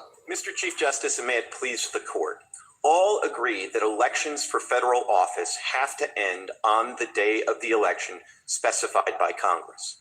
And all agree that you can't have an election unless you receive ballots, and there must be some deadline for ballot receipt. Nonetheless, Mississippi insists that ballots can trickle in days or even weeks after Election Day. That position is wrong as a matter of text, precedent, history, and common sense. Mississippi all but concedes that the original public meaning of election. Also, hold on, I just want to interject just a little bit here. I think we do need to set a specific day for Election Day, because, Election Day has now turned into Election Week. Soon it'll be Election Month. Then who knows, it'll be Election Months. Then maybe Election Year. Then who knows? They might extend it to 4 years. Hey, as soon as the president wins, you can start collecting votes for the 2028 election, right? Or as soon as 2028 is over, you can start collecting votes for the next election. It's just like, come on, man. This stuff is no. Let's just nip this in the bud here before we get off the rails. It's Election Day, not Election Week, not Election Days. Or election month. No, Election Day. Simple. You show up, you vote, done. Boom. If you can't show up and vote, well then, I guess your vote doesn't get counted. Unless you're a military serviceman overseas. Of course, we'll make some exemptions for those individuals, but you still better get your ballot in on time, and we'll make sure you get your stuff well in advance. Okay, well in advance with plenty of time to get back over here to the United States, but. That's the way that I see it. Let's continue. Included both offering to vote and the receipt of that vote or ballot by election officials. And of course, the key distinction between voting and an election is that an election involves the combined action of voters and election officials, as this court underscored in its decision against Foster against Love. And of course, Mississippi insists that at the time these statutes were passed, ballot receipt and the casting of the ballot were so inextricably intertwined, no one would have thought of one without the other. That seems to me to be a damning admission, but it also ignores the advent of field and proxy voting in the Civil War and the enormous efforts that states Rocky, good morning. All of the ballots, whether by proxy or by field vote, were received by Election Day. In the state's view, all of those Herculean efforts were for naught or were entirely gratuitous. Now, the state's position actually works even worse as a matter of common sense. If somebody in Gulfport the day after the election asks, is the election over? The common sense answer is no, it's not. The ballots are still coming in. And if somebody asks who won, the truthful answer is we don't know yet. The ballots are still coming in, and they may trickle in for weeks or months. And in fact, they may trickle in for weeks or months with or without a postmark in differing ways in differing states. That reality gives the lie to the idea that we have a uniform national election day. So there you heard a piece of the argument there from the attorney for the Republicans, Paul Clement. Now, I want to play another clip of Justice Alito and something that he said during this whole hearing. Check it out. We have lots of phrases that involve two words, the last of which, the second of which is day. Labor Day, Memorial Day, George Washington's birthday, Independence Day, birthday, and election day. And they're all particular days. So if we start with that, if I have nothing more to look at than the phrase election day, I think this is the day in which everything is going to take place, or almost everything. And then we have 3 points in time. It's funny you guys call us maggots, but at least we show them news from different point of view. And that's what I'm doing. Doc Rich, the Black perspective, a righteous perspective, Trish Regan. We all showing you guys different news, not just Fox, not just CNN. We're showing you all of them, sometimes even The View. So then I appreciate you guys, being here with me, being in the chat with me. I'm trying to show you guys everything, not just one. Thank you, guys. Thank you. 1844, 1872, 1914. We can ask, what would people? This is C-SPAN right here. Days is meant by this phrase. Well, he's showing is C-SPAN. Which of those should we choose? Which of those dates should we choose? Well, I think you could choose any of the three. I mean, honestly, I think the single best one, if you're just going to choose one, is 1872. And the reason I this say is that C-SPAN. is because It's not just Fox. 1914 is the latest in time, but that's the one that Congress gave the least thought to. So, just based on the name of the day, Election Day, if we're just following along with everything else, like birthday, your birthday doesn't last a week. I mean, I know some people like to try to celebrate their birthday for a week or a few days, but technically those days aren't really your birthday. You only get one birthday. Election Day. Election Day. I mean, it's really that simple. I don't understand why this is like turned into like rocket science here. This is really quite simple. It's literally called Election Day. See when we play Roland Martin, Just finished that hearing guy. arguments in a major case that raises questions about the legality of mail-in voting. The conservative justices appeared skeptical about allowing states to count ballots that are mailed on time but arrive after Election Day. The court's ruling could upend the voting process in more than a dozen states just months before this November's midterm elections. NBC News legal affairs reporter Gary Grumbach joins us now. So, Gary, this case stems from an election law in Mississippi. So walk us through it and what we've heard so far from the justices. Yeah, the oral arguments were supposed to be about whether postmarked ballots by Election Day could be accepted after Election Day, but it really turned into a debate on a variety of different election-related topics, from who is actually delivering that ballot to the state, topics about like ballot harvesting, to conversations about potentially people being able to recall their votes. For example, if you were to send something in via FedEx, could you tell FedEx, oh no, I actually want that back? And then there was conversations about the length of time the state allows a voter to be able to get their ballot in and have it count. So, for example, some states do a week, some states do 21 days. Conservative Justice Samuel Alito predictably was pretty upset about all of this. He said, we used to have Election Day, now it's Election Month or Election Months, guys. Gary, if the Supreme Court does rule in favor of the RNC and Mississippi's GOP, what does that essentially mean more broadly for the rest of the country when it comes to these midterms? So Mississippi was the state that was arguing this and defending their own law, but there's 13 other states that have similar laws. So this would be a very significant thing for almost half the country here in terms of whether or not ballots would be allowed to be counted after Election Day. You have a map there that shows states, both red and blue states that we're looking at there.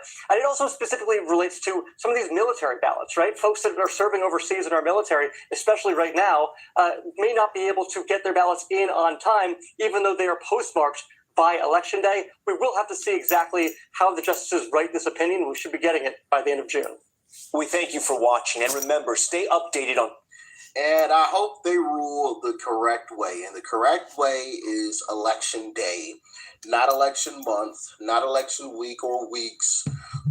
It's turned into a bunch of nonsense, right? It's turned into a bunch of nonsense. Like Alito said, it used to be Election Day. Now it's turned into election month. You got early voting, you got the day of voting, and then you got ballots coming in after. Like, no. Election Day. And if you can't figure out how to vote on Election Day, then maybe you shouldn't be voting. I'm so serious. Maybe you shouldn't be voting. It's the same argument that I have for voter ID. When these Democrats out here, well, it's gonna disenfranchise people who can't figure out how to get the birth certificate. Well, if you can't figure that out, then maybe you shouldn't be voting. I'm so serious. You can't figure out how to get a birth certificate, really? You can't. You don't know how to get a copy of that? You can't figure out how to get a new ID? Really? Well, then maybe you shouldn't be voting. I'm sorry. No, I'm not sorry. Why should I be sorry that you don't know how to figure that one out? I mean, my God, we got phones, and you know what else is on our phones now? AI. Hey, AI. How do I do X, Y, and Z in such and such town or city? Boom! It tells you exactly what to do. What do you know? If you can't figure out how to do that, then shit, you really shouldn't be voting. Excuse my language. You really shouldn't. You really shouldn't. If you can't get out and vote on election day and participate in your American duty, well, then maybe you shouldn't be voting either. I understand people got jobs, people got to work and whatever else. That's why I said it should be a holiday. Okay, personally, that's what I think. And obviously, polls are open before people go to work, and they're open typically after people get off of work. So there might be a small minority of the population who literally are working the entire time the polls are open. That is a tiny portion.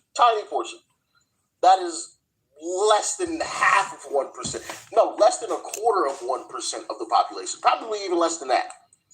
Less than 1/10 of 1% of the population that genuinely works those kinds of hours. And even those folks, it's like one-offs, right? It's not a weekly basis or daily basis, I should say. So that's not an excuse either. So I don't think there is any genuine argument to have election month continue on. Military men and women, they're exempt. Okay, I mean, you still got to get your ballot in before polls close, but we'll make sure they get what they need well in advance to get that shit back here to America, right? But outside of that, yeah. As a matter of fact, I'm even willing to go as far as giving an exemption to military men and women. Like, yeah, your ballot can come in after, but everybody else, nah. Matter of fact, yeah, I'm gonna run with that because I think that is the official stance, at least from what I heard from Harmeet Dillon. The official stance is that military men and women are exempt, right, for obvious reasons. Okay, obviously. But then everybody else, we all play by the same rules. We vote on the same day. Nothing comes after. Simple and plain. How do y'all feel about it? Yeah. The negotiation didn't have a path to citizenship. It was entirely on their terms in order to get Ukraine funded, right? Well, I mean, Chris, that's been a failed play for 20 years. So you are right that has been the Democratic strategy for 30 years, maybe, and it has failed to deliver for the people we care about most, the undocumented Americans that are in this country. So it seems as if the Democrats are saying the quiet part out loud, which is that the people that they care about the most in this country are the undocumented migrants. Oh, wait, I apologize. I got it wrong. The undocumented Americans, right? This is how Democrats frame illegal immigrants who are in this country, right? They see them as undocumented Americans, and that is who they care about the most, okay? According to Chris Murphy, who's a sitting senator for the Democrat Party. Now, you should believe Democrats when they tell you stuff like this because their actions show you that is who they care about the most, right? And it's not just so-called undocumented migrants who have never committed any violent crimes or anything like that.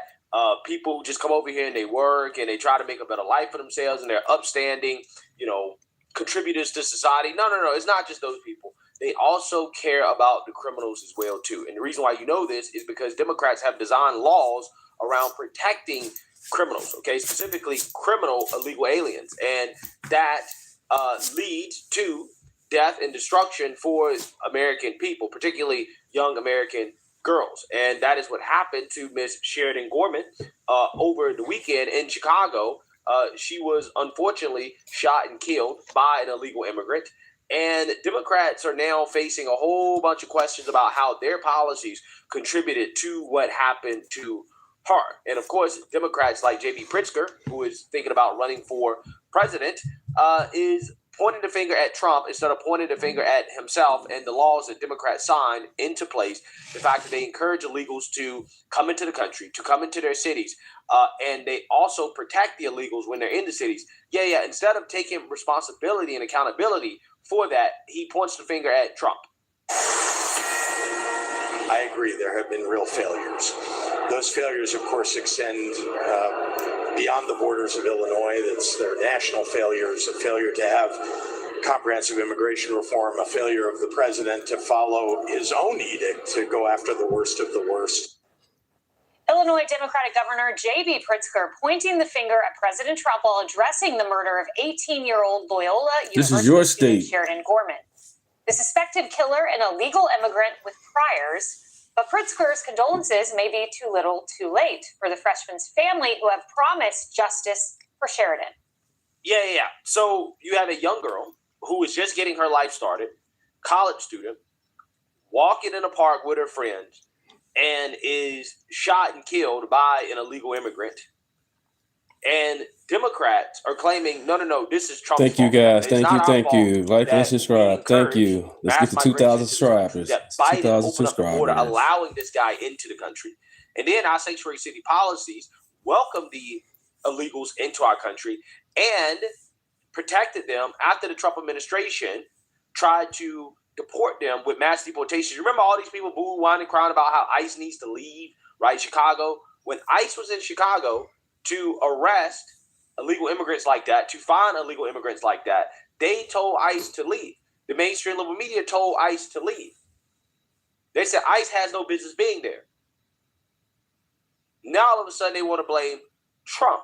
When if these people had listened to President Trump and allowed President Trump to do his job, allowed the federal government to do their job, the illegal probably would have been arrested and deported. This young woman would still have her life.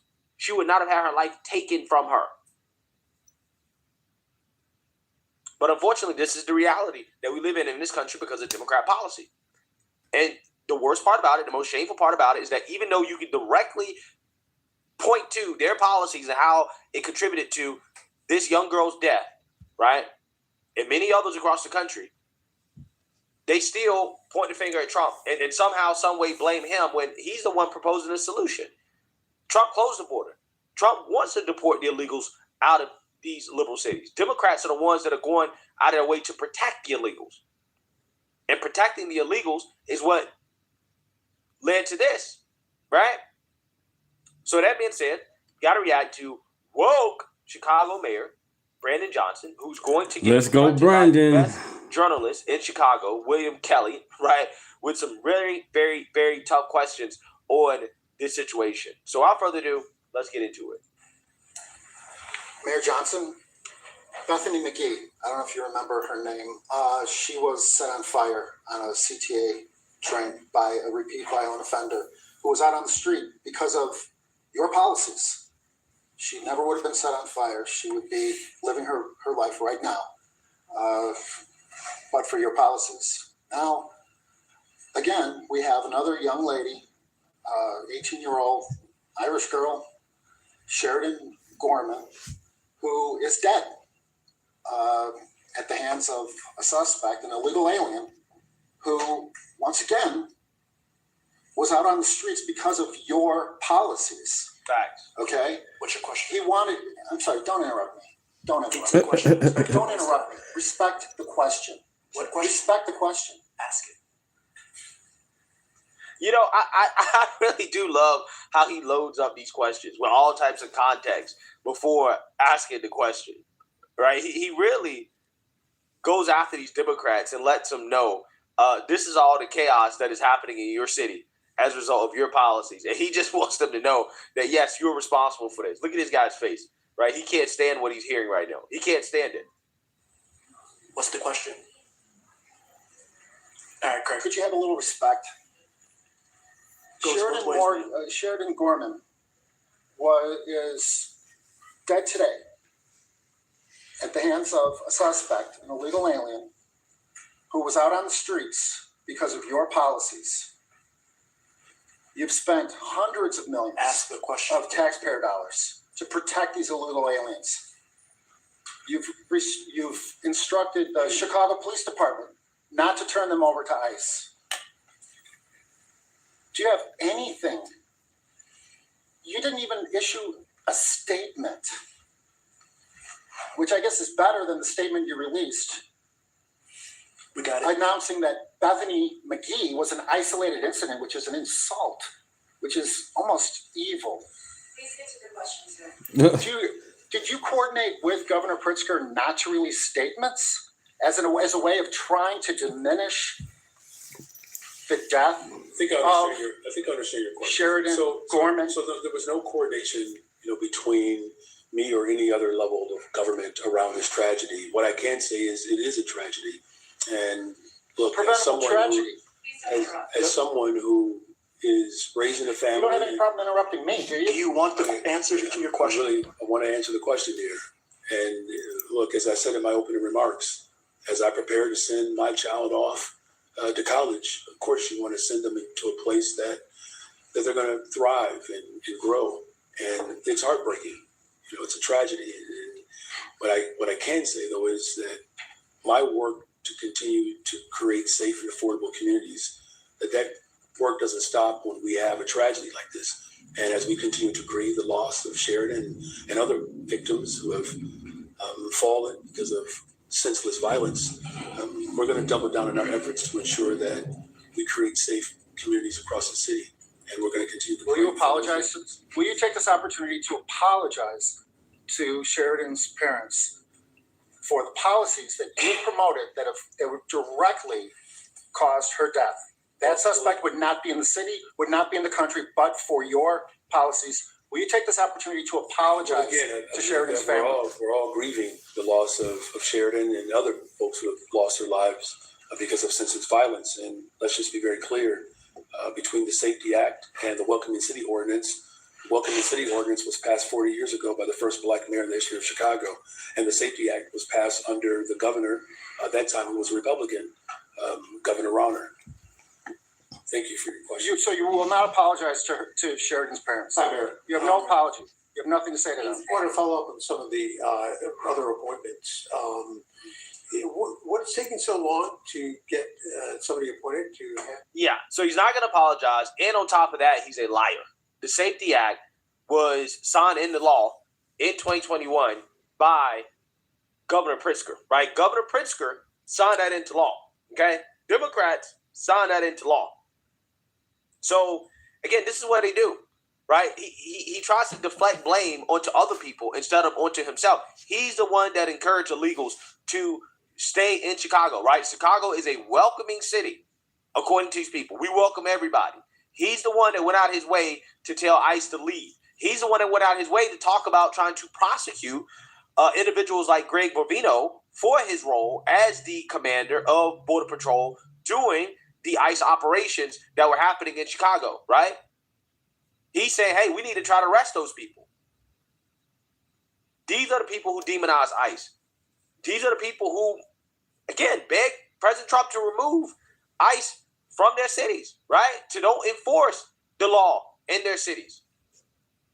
And then when you have an illegal immigrant committing a murder as a result of the policies that they put in place, as a result of their rhetoric, what they've advocated for, protecting these people, they want to point the blame at everybody else, point a finger at everybody else. Oh, it's Trump's fault. Oh, it's the Republican governor who didn't sign this into law. It's his fault, right? Even though, again, that didn't happen. He just filed a lie about that. It's Democrat policies. And, this is the result. It really is sad. It's really unfortunate. But, again, believe Democrats when they tell you, right? When Trump asked them during the State of the Union to stand up if they put the American people over illegal immigrants, right? Undocumented people, they couldn't do it. They didn't stand up. They couldn't do it. Why couldn't they do it? It wasn't just a gotcha, right? It wasn't a gotcha. It was a real serious question. And every single time Democrats ask this question, they refuse to stand up for the American people. They refuse to say, hey, we will put the American people first over illegals. What's wrong with that? You straight up. Look at their actions. What is wrong with that? Saying. It's all pointing to the same thing. The only people in this country that Democrats care about are the people who are in the country illegally, and the criminals too. They don't want the criminals gone. They want the criminals to stay, right? And they don't care how many young American girls are murdered, raped, abused. Doesn't matter. Democrats don't care. They want them here. They want them to stay. So I'm telling you guys, if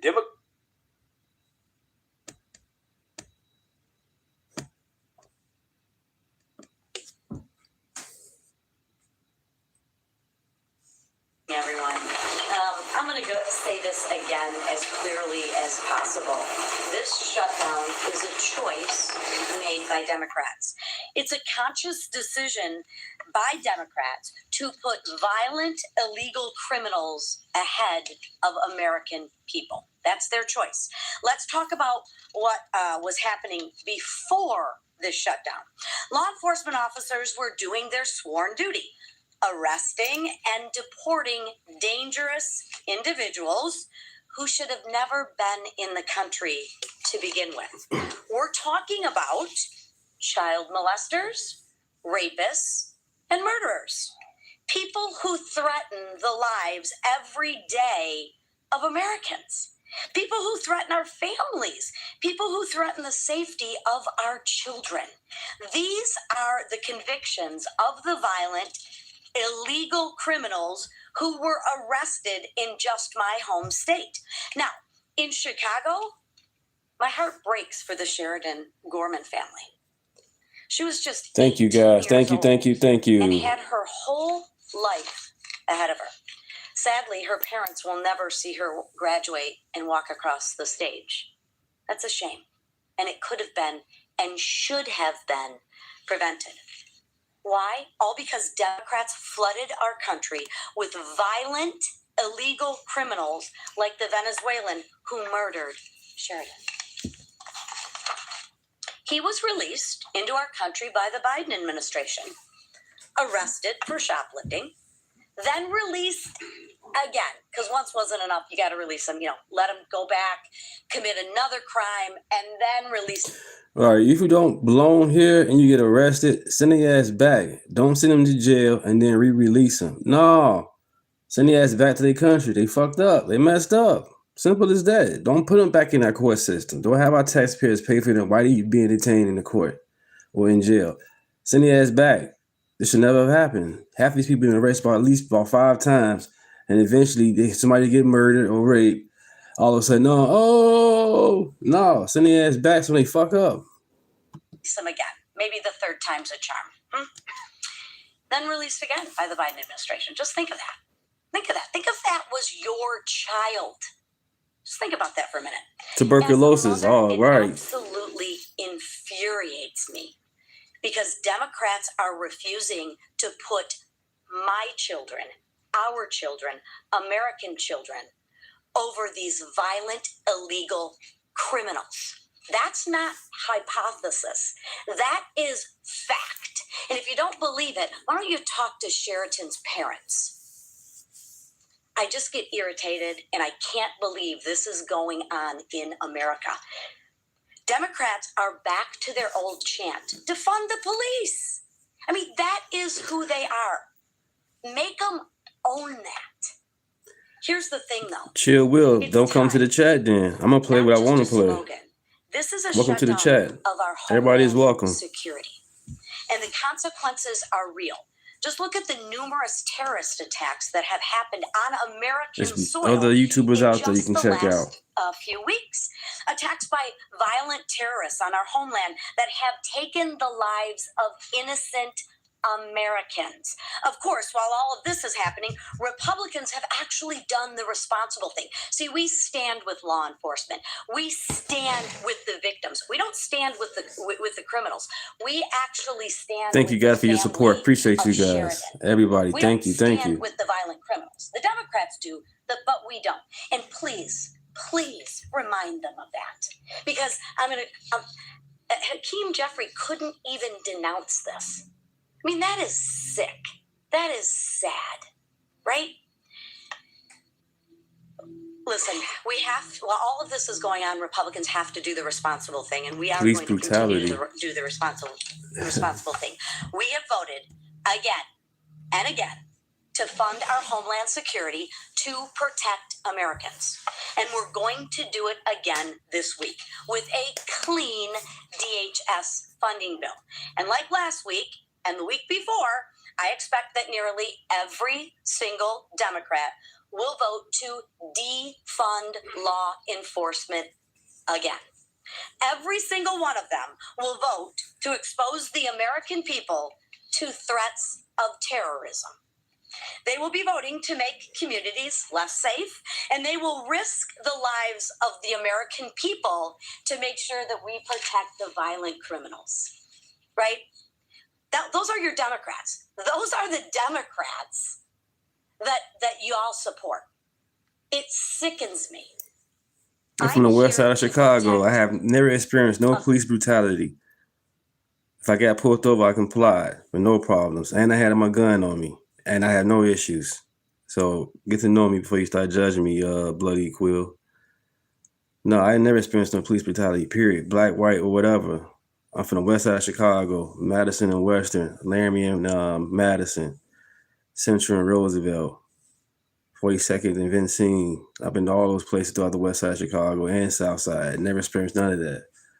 What I experienced is black on black crime, people killing each other, black on black crime, black people killing each other, killing our babies. And then people like you get in here, call me a bootlicker or anything weird. I'm not on plantation. I'm free.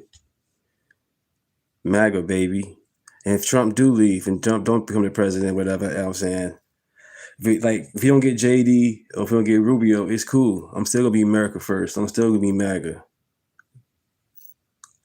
Americans. And I'm here to protect law-abiding citizens.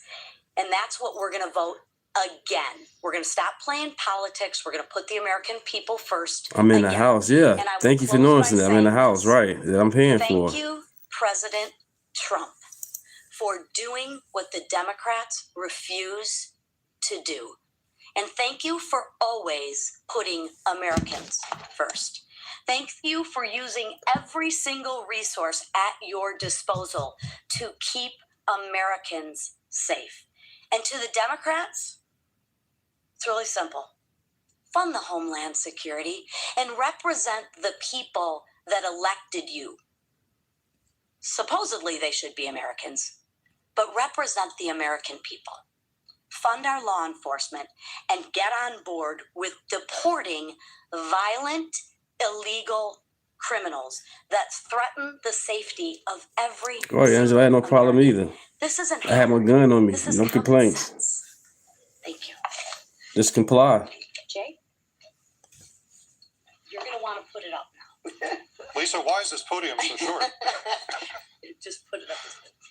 Folks, we are here today because of a terrible tragedy last week. Last Thursday morning, 18-year-old Sheridan Gorman was walking in a park with her friends when she was tragically shot and killed by a man who was in this country illegally. And here are the facts. He had been arrested and released twice, most recently for the crime of shoplifting. He was released despite the request of the U.S. government that he be detained and deported. And he was released as a result of sanctuary city policies and, unfortunately, sanctuary state policies like those in my home state of California. Now, regardless of what party we belong to, we should all be able to agree that this situation was completely unacceptable. I think most of us have children, grandchildren, friends that were about that age. I do myself. And I can't imagine the heartache that Sheridan's parents are going through this morning. This incident was 100% preventable. It should not have occurred.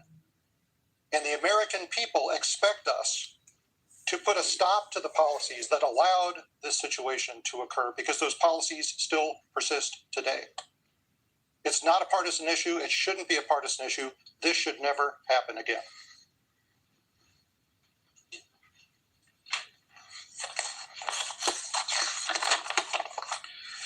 Good morning, everyone. I'm Juan Ciscomani. I'm from District 6 in Arizona, a district with an international airport, a border with Mexico, many Border Patrol and CBP agents, ICE, HSI, and other Homeland Security personnel living in my district. A state that gets struck by devastating wildfires every year, where FEMA is essential to the survival of the state. First and foremost, I want to say this to all DHS employees. Thank you. Thank you for showing up to work every single day. Thank you for what you do for our nation. Thank you for showing up in spite of not getting paid right now. This shutdown, which has been purely inflicted by House and Senate Democrats, is not your fault. And you shouldn't be paying the consequences of the Democrats' political games. It is wrong, and it is personal to all of you to have to go without a paycheck for now 40 days. That is absolutely wrong. Damn. As vice chairman of the House Appropriations Subcommittee on Homeland Security, I directly worked on this funding bill. And I can assure you that we should cooperation and work with Democrats. They worked on this bill. They agreed to it. They were okay with it. And this was going through until they decided to let political games and political extremism come into play and now putting people's lives in danger. We owe it to these men and women to provide the certainty of their next paycheck, not chaos. And we owe it to our constituents to prioritize national security, not political extremism. Now, we're taking action this week with my bill, Pay Our Homeland Defenders Act, which will be considered by the House tomorrow. We expect Democrats to once again vote to defund law enforcement, vote against our national security interests. This legislation is straightforward, though. It ensures the TSA agents and all DHS personnel, all of them, are paid for their critical work they do, even as broader negotiations continue on this. Now, remember, the bill that we're going to vote for tomorrow is the same one that they negotiated and we were okay at a conference for. And I want to do a special urge and a specific urge to Senate Democrats to end this shutdown immediately, including both of Arizona senators, Senator Mark Kelly and Senator Ruben Gallego. You are again, I emphasize on again, being paid while withholding pay from thousands of federal employees and putting our national security at risk once again. That is shameful. End this shutdown now. End it. This week to end it and go back to securing our national interest. Thank you.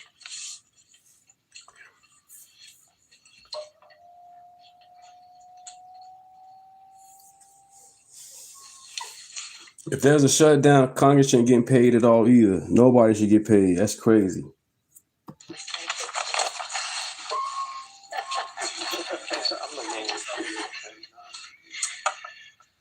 Sheridan Gorman was just 18 years old. She had her whole life ahead of her, as Lisa said. A freshman in college, looking for the northern lights with her friends, only to be shot in the head by an illegal alien who was caught and released by the Biden administration, and who had also been arrested in Chicago and released because of Democrat sanctuary policies, because of another incompetent governor and incompetent leader. Sheridan was not at the wrong place at the wrong time. She was exactly where she should have been, making memories with her friends in her first year of college. The only person in the wrong place was her killer, who should have never been allowed into America to begin with, let alone allowed to remain in the country after committing crimes. If Democrats had their way, this would be the story of every city in America. The illegal alien who killed Sheridan Gorman is exactly who Democrats are fighting to protect with their needless shutdown of the Department of Homeland Security. Their absurd list of demands paints a clear picture. Open borders, limited deportations, and violent illegal aliens roaming free. Democrats want to return America to the days of the Biden border crisis. But that's not going to happen. We're not going to go back. This week, the House is going to vote once again to fund all of DHS. We will vote to end this shutdown, pay the frontline heroes, Border Patrol, TSA, and the Coast Guard, and put the security of our nation first. But Democrats will continue to obstruct. Why? Because they'd rather protect violent, illegal aliens over the American people. With that, I turn it over to our leader, Steve Scalise. Well, thank you, Whip. And it's a sad moment that we're up here still talking about the fact that the Democrats continue to shut down the Department of Homeland Security. We've given them multiple opportunities to do the right thing. When you see lines at every airport, people waiting hours and hours. At my airport, home airport in New Orleans, Louis Armstrong International, you've got people sleeping overnight the night before flights so that they can have a chance of making. And for what? Because Democrats want to have yet another tantrum and create chaos in this country because they're angry with the results of the 2024 election. It's time for Democrats to grow up and act like adults. Tomorrow will mark the 8th time that we will have a vote in Congress to fund the Department of Homeland Security.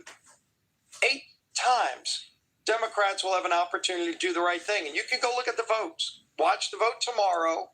Watch the rhetoric from Democrats. Democrats who say, oh, we want to fund TSA, except they all keep voting against the funding for TSA. And if you think this is the first time they've done it, they had a shutdown, a record shutdown, just a few months earlier. And think about this statistic.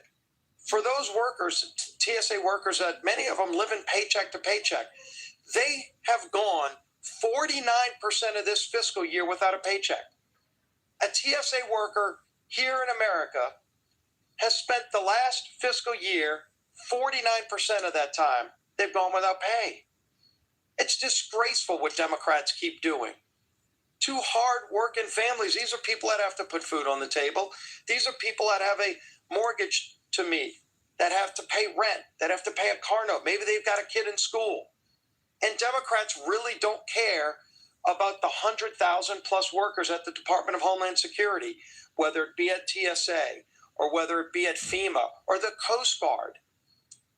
Now, they've done this over and over again. For what? Because they want open borders. They want to defund the police. They've done it over and over again. They made it crystal clear. And you would think we've got the safest times in American history. We've had 4 terrorist attacks on our home soil just in the last month. New York, Michigan, Virginia, and Texas have had terrorist attacks in March, while Democrats are voting to shut down the Department of Homeland Security. And of course, it's been brought up, Sheridan Gorman, beautiful young girl with her future before her, murdered by an illegal who was let in during the Joe Biden open border. And Hakeem Jeffries, the Democrat leader, can't even say he would have wanted him deported after he committed more crimes after he came here illegally before he murdered her. This is how far the Democrat Party has gone off the rails. They are a party that has lost their way, and millions of people are suffering. It's not just the 100,000 workers at Department of Homeland Security that are working without pay. It's the millions of Americans who are having flights canceled, who are showing up at an airport, waiting in a parking garage in a line that's going to be over 3 hours long. And by the time they finally get through security, they find out that they missed their flight, and it disrupts their whole week. Democrats don't care about people. You're seeing it play out, and we're going to have an opportunity tomorrow for them to do the right thing. I hope they do the right thing. It's time Democrats end the madness of keeping the Department of Homeland Security shut down at this critical time. It's time they do the right thing. We'll give them that opportunity again tomorrow, and we'll see. There will be a vote that all America can look at, and it'll be the 8th time, not the first time, the 8th time Democrats will have a chance to do the right thing and fund this department. If you in America are waiting in a line for 3-4 hours or missed a flight, you want to know who's responsible? Look at the vote on the House floor tomorrow. you will see a yes column and a no column. Who voted yes to fund this department and open TSA up and fund these people that have to go to work and put food on the table for their families? And who's going to vote no to deny that ability and make people keep missing flights? Watch that vote tomorrow. Now, our Speaker of the House, Mike Johnson. Thank you, Mr. Leader. Good morning, everybody. It is a sad morning. We've talked a lot about how the upcoming midterm election is really, it's not a contract with America election that's coming up. It's a contrast for America. That's a good way to summarize it. And it's a contrast between common sense and crazy. The Democrats, this is not your grandfather's Democrat Party. They have crazy policies, and now they have deadly, very tragic consequences. And you've heard this common theme this morning. We're talking about the latest victim.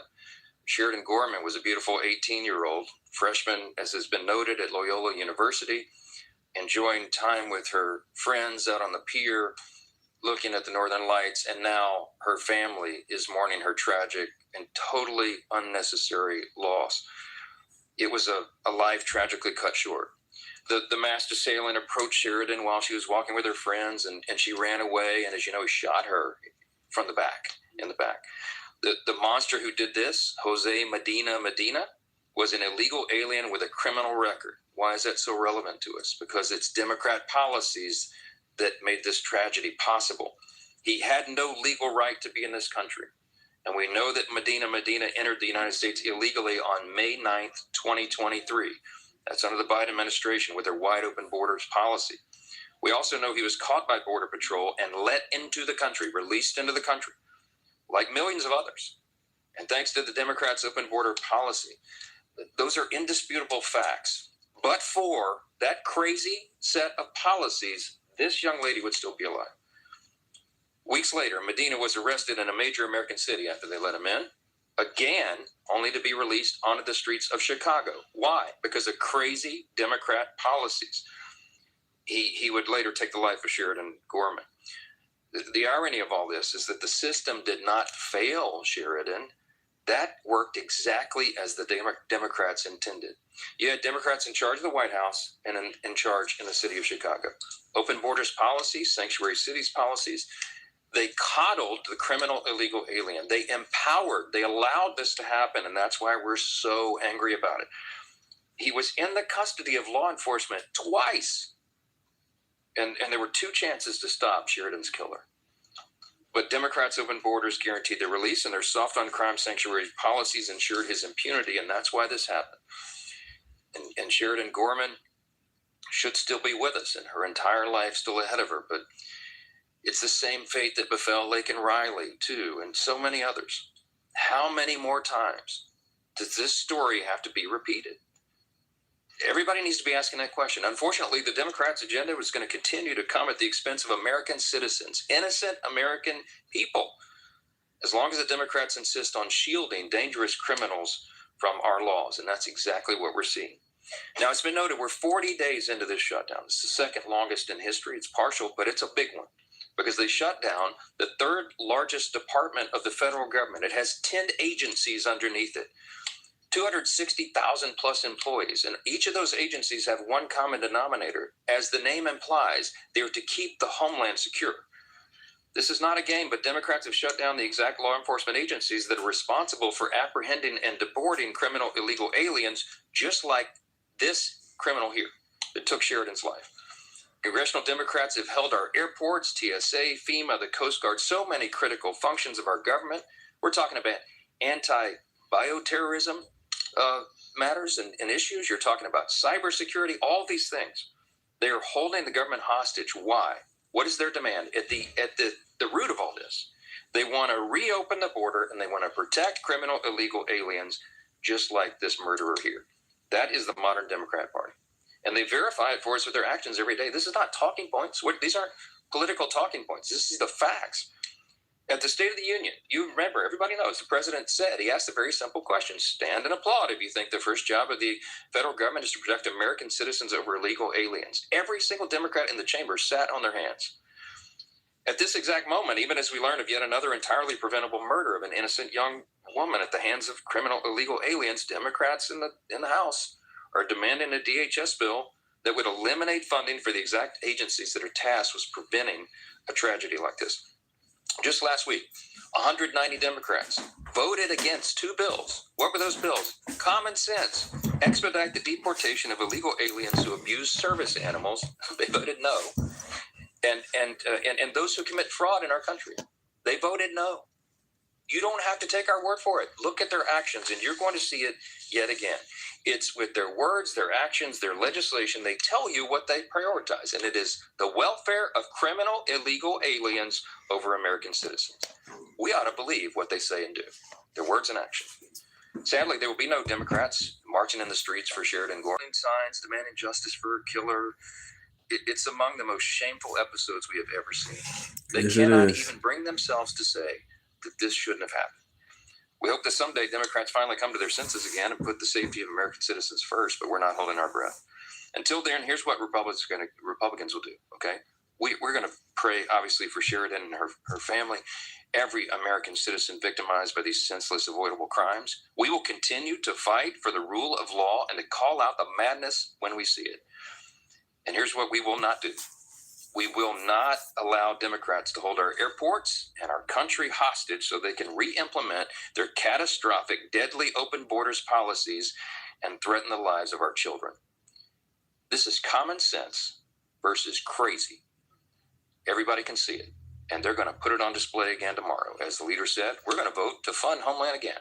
And I think that vote tally, that should be blown up. It should be put at poster size in every airport terminal so they can see who voted to keep those lines at TSA winding around the airports and to endanger everybody's lives. Take some questions. Mr. Speaker. Right, front row. Thank you, Mr. Speaker. Senator Lindsey Graham put out a statement this morning saying that he has consulted with the president expeditiously on reconciliation, that the second package will deal with funding Homeland, supporting the military, and addressing voter integrity.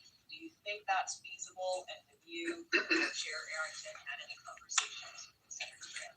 I talked to Senator Graham last night, and not specifically about this, but other matters. But I'm glad to know the Senate is interested in Reconciliation 2.0. As you know, I have been a broken record. We need to do that. It's an important legislative tool.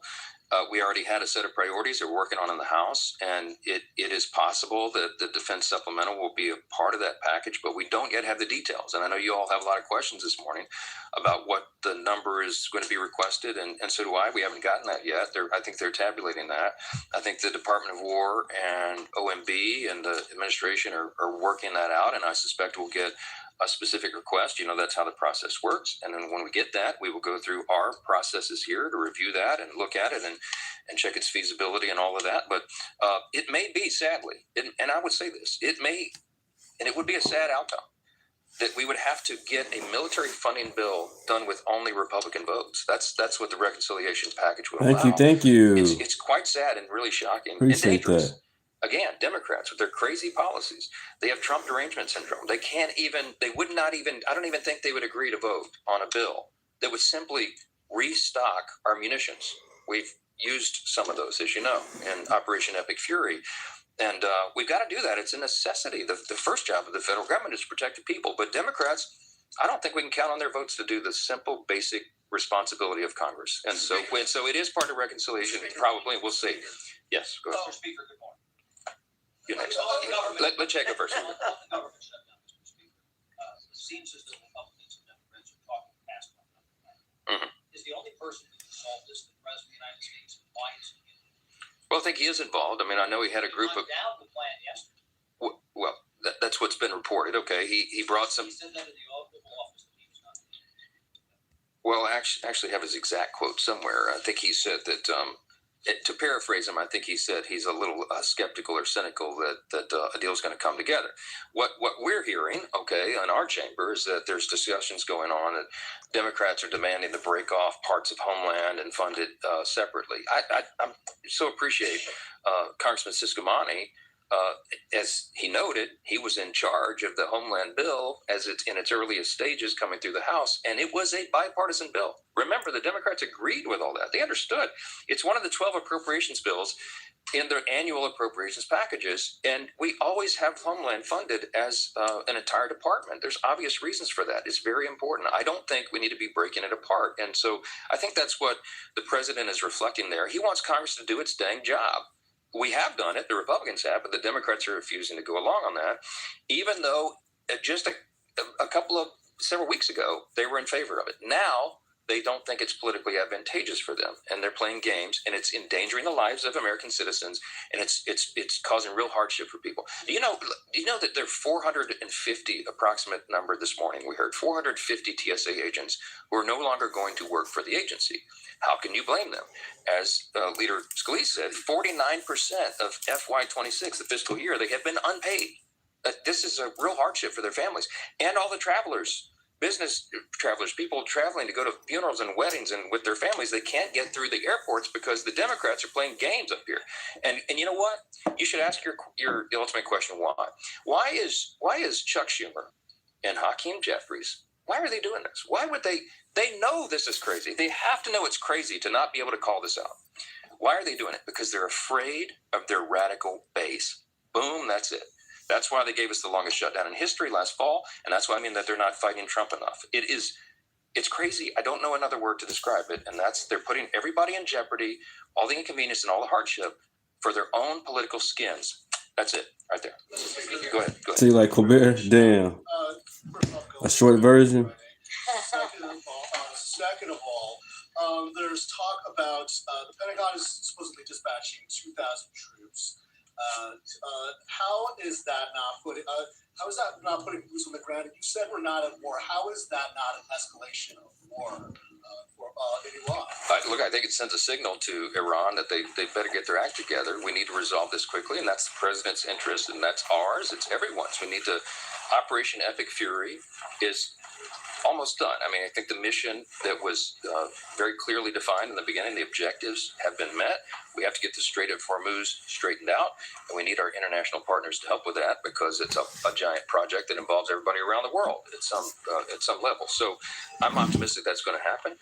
The buildup of troops is very different than boots on the ground. We don't have boots on the ground. I don't think that's the intention, but I think Iran should watch that buildup, and they need to take note of that. They have to reopen the Strait. They have to be good neighbors to their Middle East neighbors over there in the region.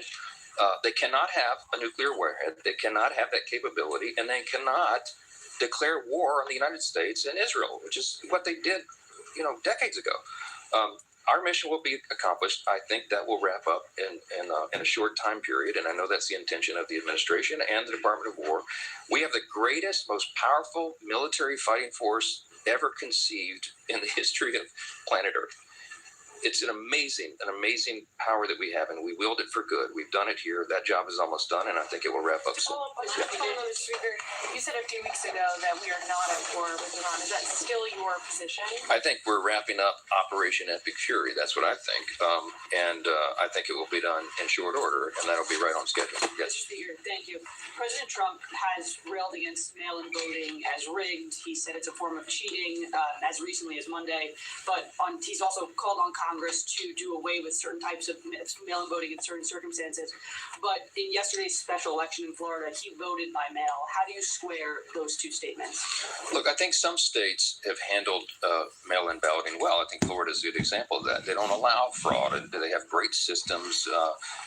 I was talking yesterday to Laurel Lee, one of our colleagues here in the House, and she used to help run elections in the state of Florida, and she talked about how many great processes they have in place to ensure that you don't have a lot of fraud. But that is not true in other parts of the country, and that is the concern, especially in a state like California or states where they just send mail-in ballots to everyone for no reason whatsoever. It is a matter of common sense. It is an obvious.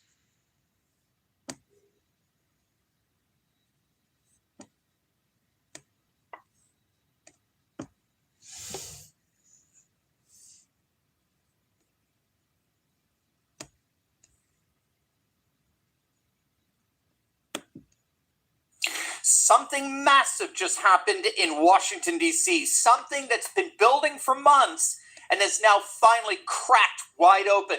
The man who's been standing in the way of finally restoring election integrity, the Senate Majority Leader who told us it just wasn't Thank you, guys. Like and subscribe. Thank you. Yeah, the man conservatives who've been calling a rhino for good reason, John Thune, just caved. Because right now, after months of foot dragging and excuse making, just about an hour ago, finally opening the door to passing the Save America Act once and for all. Hey gang, it's me, Dr. Steve, your Patriot Professor, enjoying yet another glorious day in Trump's golden age that you made possible back in November 2024. So if you want a front row seat on how you continue to change the world in ways you never even imagined, make sure to smack that bell and subscribe button. Also, did you see China just blinked? And what that means for America, for our economy, for your job, your retirement, is something the legacy media will not explain to you. Scan the QR code on the screen for my free Patriot Alerts, sharp insights, no spin, and it just blinked. As many of you know, the Save America Act is one of the most important pieces of legislation in a generation and one of the most popular. The latest polls show upwards of 71% of likely voters support the Save Act. It does two powerful things. It requires documentary proof of citizenship in order to register to vote for federal elections.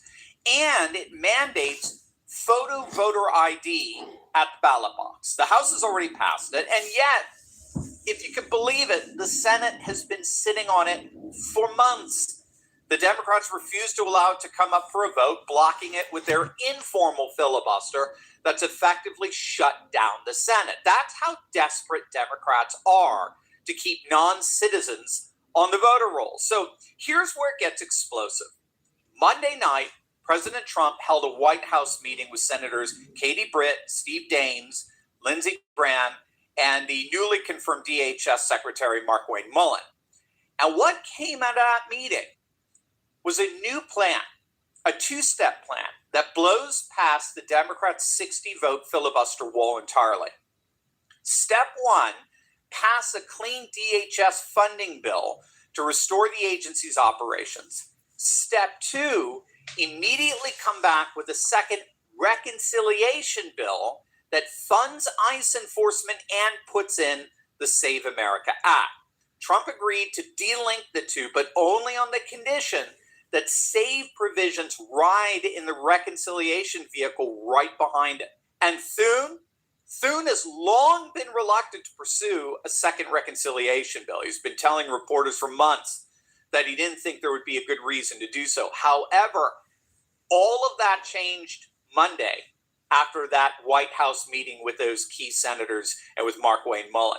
They sold President Trump on the reconciliation approach, and apparently they sold Thune. Thune told Politico that a brewing DHS spending deal had lent new momentum to the push for another party line reconciliation bill. He told the Washington Examiner just yesterday, quote, "We'll look at all the options on Save America. We've contemplated reconciliation for other things. We got a couple of vehicles available to us, and if we find that that's a viable path that makes sense to get some things done, we will use it." And so after months of telling us that reconciliation was a bridge too far, he's finally saying that he's on board with it. That's a cave, gang. Bottom line, that's it. That is a full, unambiguous cave on the part of Thune. And it's really about time. I mean, the bottom line here is that the Senate is broken, and I think we just need to come to terms with that. Ever since an informal filibuster has gone into effect with the rule changes all the way back to the 1970s, nevertheless, that set the stage for the incurable partisan paralysis that's beset the Senate. The 60-vote threshold is simply unassailable in today's poisonous partisanship. The Senate hasn't been able to pass any major legislation overcoming that 60-vote threshold since Obamacare in 2010. It's literally been 16 years of legislative paralysis. So the Republicans really have no choice here. If they refuse to gut the filibuster, then they're going to have to get creative and find ways of passing bills through the reconciliation process that bypasses the filibuster. That's exactly what the Democrats did, and I'm going to show you how we can do it, finally restore security and integrity to our elections. But first, did you know they're saying the next pandemic is already here? I kid you not, but this time it's being called an antimicrobial resistance. Now, here's what's really going on here. What started as a life-saving medical discovery has turned into routine overuse. Antibiotics are now overly prescribed in medicine, and every time you take them, you're disrupting your gut microbiome. Now, once that balance is lost, immunity weakens, inflammation rises, metabolism shifts, and chronic disease begins to follow things like heart disease, diabetes, and cancer. So maybe the question isn't how we kill stronger bacteria. Maybe it's how we rebuild our gut health.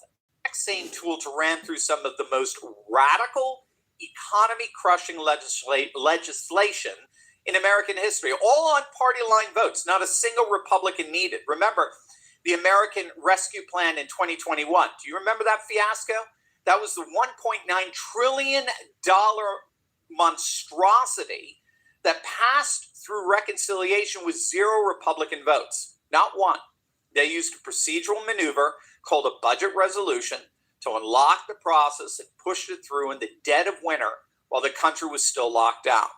Then came, if you remember, the Inflation Reduction Act in 2022, the most ironically named act in history. It reduced inflation the way a 5-alarm fire reduces a building, okay? Nearly $800 billion in new spending, green energy subsidies, and tax hikes on American businesses. That monstrosity, too, passed through reconciliation, 51 to 50. Vice President Kamala Harris had to cast the tie-breaking vote. Every single Democrat voted yes. Every single Republican voted no. So when Chuck Schumer stands up and tells you reconciliation is an abuse of power, just remember that Dracula actually pioneered the playbook. He wrote the playbook. And now that Republicans want to use the same tool to protect your vote rather than spend your money, suddenly it's a constitutional crisis. BS. The only crisis here is the Democrats are terrified of clean elections. And that tells you everything you need to know. Now, the key here is that the SAVE Act would have to be rewritten to pass what's called the Byrd Rule. So that's the rule that requires that anything in a reconciliation bill has to have a direct budgetary impact. And some senators, including Mike Lee, who sponsored the SAVE Act, have said that passing it through reconciliation is probably, he thinks it's essentially impossible.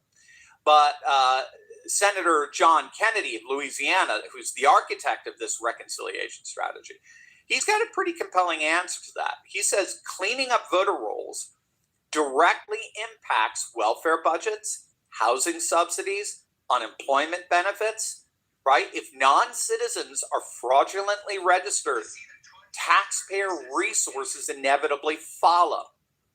So the irony here is that left-wing groups are actually making the case for us on this. They're openly admitting that welfare rolls would be inordinately impacted by the SAVE Act. Federal means-tested programs, Medicaid, SNAP food stamps, Section 8 housing, supplemental security income, are supposed to be restricted to citizens and lawfully present immigrants only. But when non-citizens are fraudulently registered to vote using false documentation, those same fraudulent identities are often used to access those very welfare programs. Clean voter rolls mean clean benefit rolls. The Congressional Budget Office can score that as a direct reduction in federal outlays. The same goes for Social Security and unemployment insurance. Unauthorized workers who fraudulently obtain work authorization, often using the same documentation pathways that enable fraudulent voter registration, draw on unemployment insurance when they lose their jobs.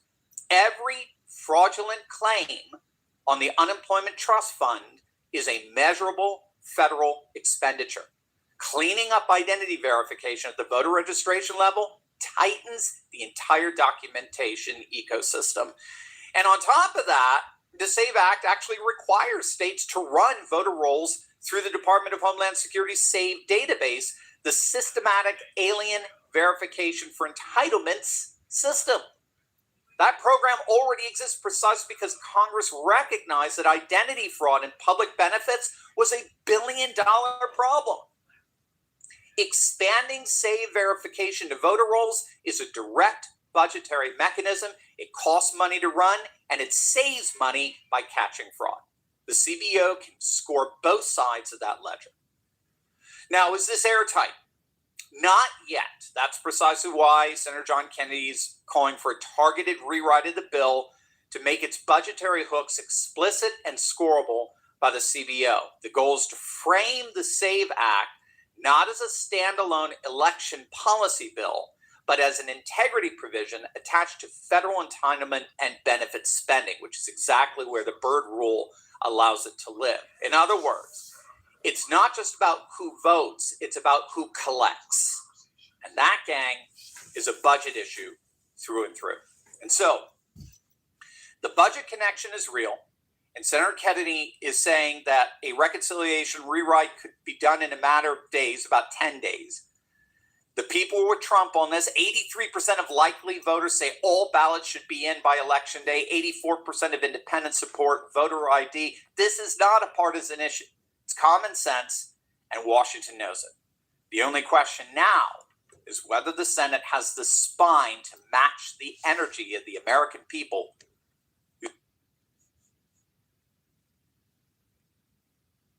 From the city, he also confirms he's powerless to stop it because raising taxes isn't going to keep folks here. Instead, it's just going to drive them out even faster, which is going to make it hard to pay for all of the free programs he's promised, like frozen rent and free grocery stores, unless forcing people from New York has been the agenda the entire time. Like, what do millionaires get in your state other than demonized? It's not patriotic to stay in New York. It's idiotic. You want companies to come back? You're going to have to incentivize them. Now what are you doing? There's buyer's remorse. So a week ago, we covered the clip where all the people with the megaphone were saying, hey, I own a house here, and they were flipping out. The news media didn't want to talk about it, but he was a citizen stating what you're just saying. I have buyer's remorse. Yeah. This plays out in every state throughout all of history. Every time you have someone like this who's in power, it never changes. The end result is the same. Everyone's okay with it as long as they think it's someone else's money who's going to take care of them. It always comes down to the entire population who has to cover these expenses. And people are just naive. Of course they're going to move out. All this stuff has been tried in cities and states, and we know what works and what doesn't work. We have the internet. What's even more staggering is that Democrats have access to all this data, and they still run on these policies. And they're either just as stupid or count on the stupidity of the electorate, because over 51% of these states keep putting them back in charge.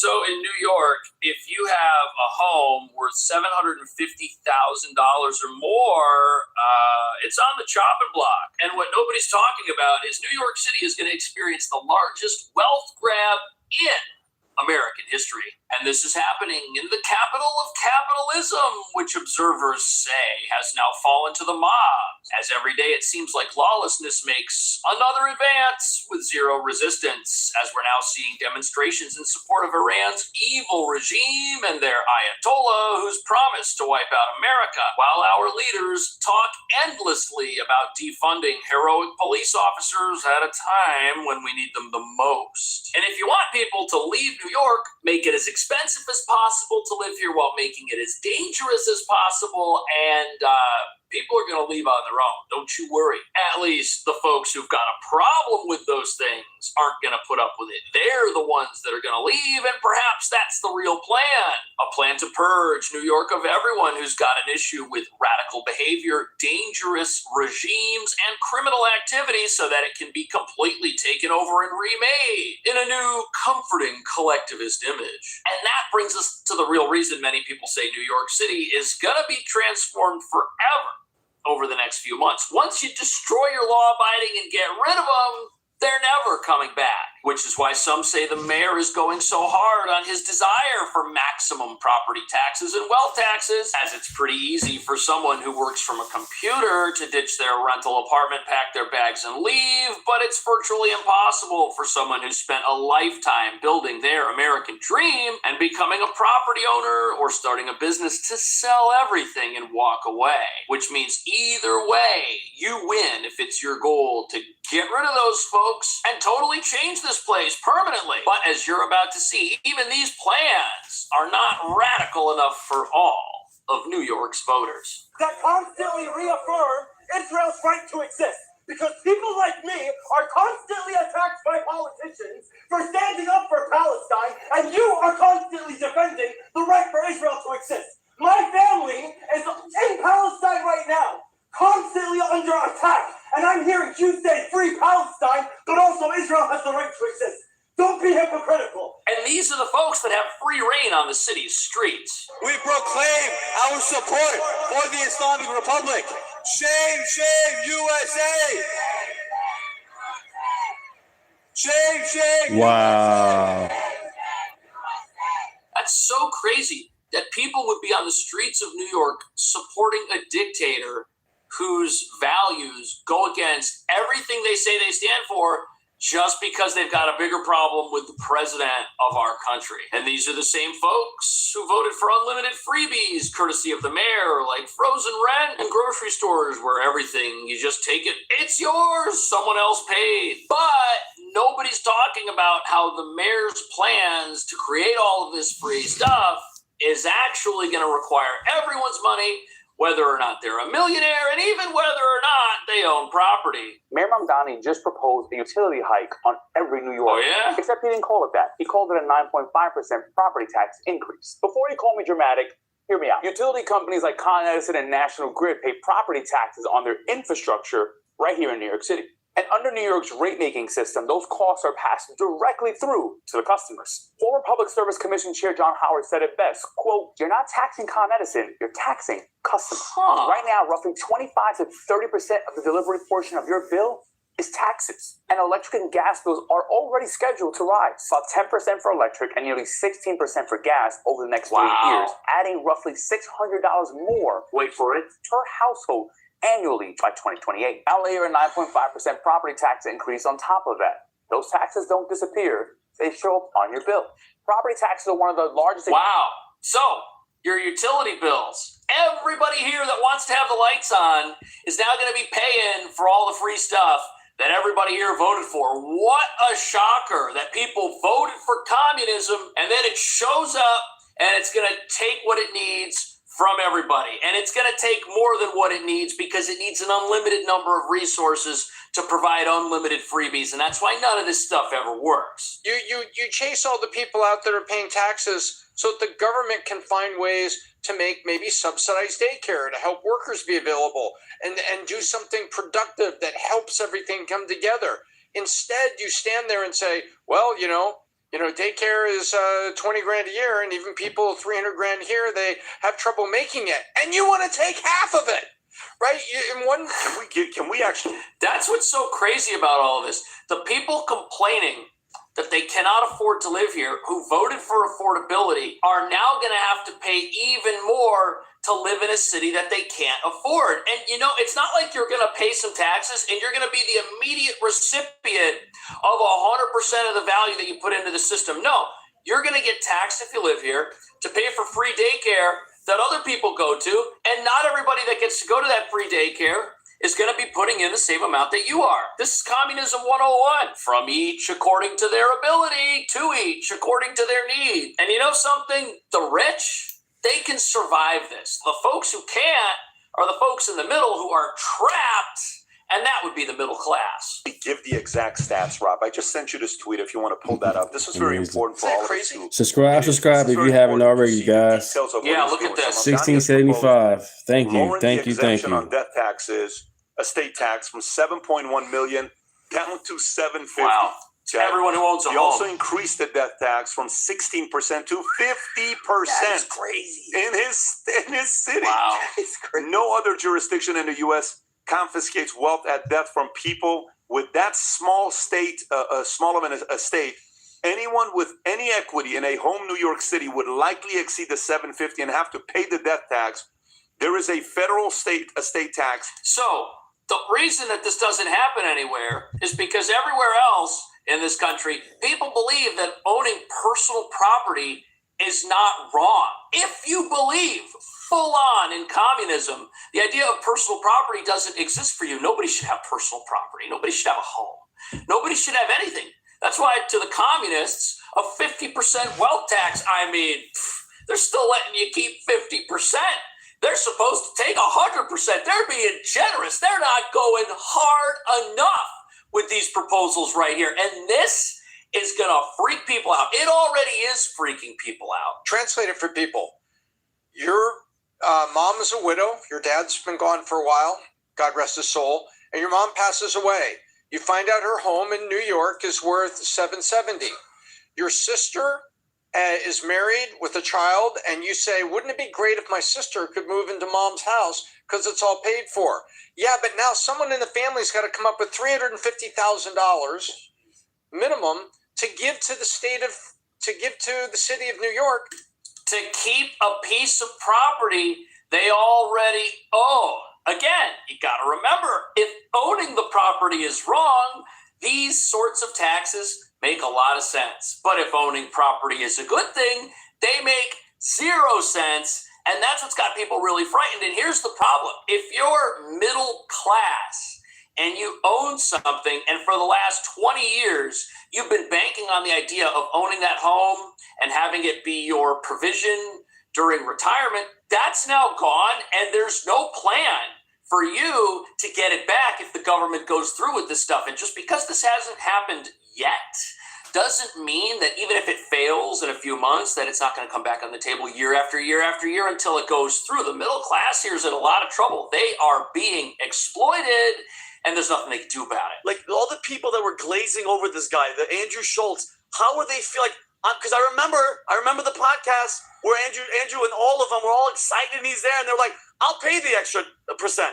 Yeah. I'll pay now it's going up. It was 1, now it's 2, now it's going to 3. Now you want your money when you die, which that $750 should be going to your kid. He's a horrible job at cleaning up the city. You know something? You got to give the mayor here a lot of credit. He made communism cool enough to ride that platform to election in the capital of capitalism, New York. Here's an article and some photos of him being on this podcast that was just mentioned. They're talking about how cool capitalism isn't and how cool socialism is. And you know what? People believe this. And it sounds great when you put a nice articulate smile on it until you realize that the taxes that are associated with all these freebies have to come from everybody. And of course, spending less money isn't part of the equation here to get what we need for the things that are most important. Because the way communism works is it never has to do with less. Communism doesn't cut one program to fund another. Instead, you are the one who's going to fund that new program, even if you're already funding all of the other programs. Programs which are now going to cost people their paychecks, and then they're just going to need more freebies, creating an endless snowball of socialism that never stops until there's nothing left, which reveals the dirty little secret of communism. Because these endless snowballs, they force people out. That's why every communist regime in world history has only been able to survive if it's been able to close its borders and lock everybody in and stop them from running away so that it can take everything they have for longer until there's still eventually nothing left. We'll take anybody. Okay, show me one thing right that he's doing. Every week he's coming in front of the camera going, hey, you know what?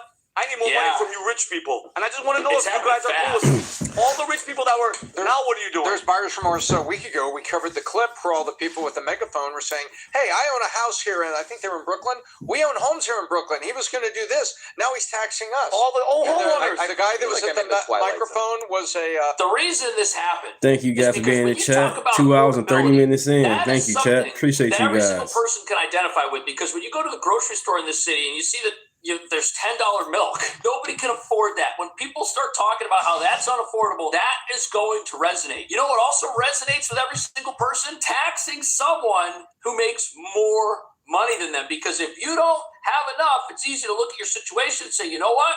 Things are tough for me. If I were doing better, it would be easier, but I'm not. Therefore, somebody who's doing better and has it easier They should be making up the slack. But the problem is the way communism works is you might be here, somebody else might be here, but there's other folks who are going to need your money as well in a communist system. Because they seem like New York. I'm not hearing nothing from the New Yorkers. Yeah. I'm not hearing nothing. This is the only video that I saw of the buyer's remorse. This guy. Right. That was the dude. Speech in every debate where you engage, we open our ears to listen. Yeah. Now today, accept the words echoing from us now. Do your job as mayor and leave our taxes out. You know what the thing here is? We were told about the property tax increase. People that own homes rightly came out and realized this was going to directly affect them. People don't know about the stealth aspect of this tax, which is going to hit every utility bill in town, and then is going to cause utilities to go up. People's bills are going to go up. They're going to complain, again, about affordability. They're going to say, oh, my utility bill went up in my rent-stabilized apartment, which has frozen rent. This is unfair. My rent's frozen.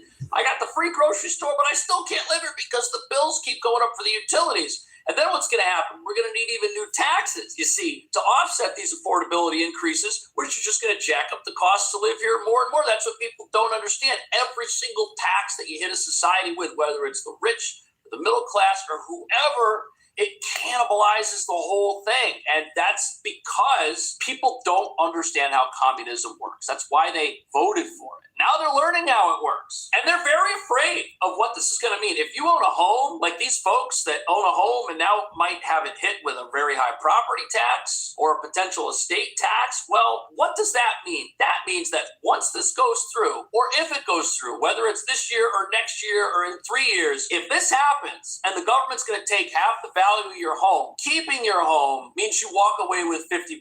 That means if somebody comes along and offers you 55% of the value for your home and the government's going to take half, you're better off selling at a rock bottom price just to get rid of your asset. And then that person who buys it, well, then they're going to have to sell it at a rock bottom price later. So this may not be sustainable, but in the short term, you're going to see people who are forced to sell their homes, which have a value that is pre-wealth tax. That value is going to get cut way down, and eventually property values here could go to zero. This entire thing could implode upon itself. This is alarming. Like, what do millionaires get in your state other than demonized? It's not patriotic to stay in New York.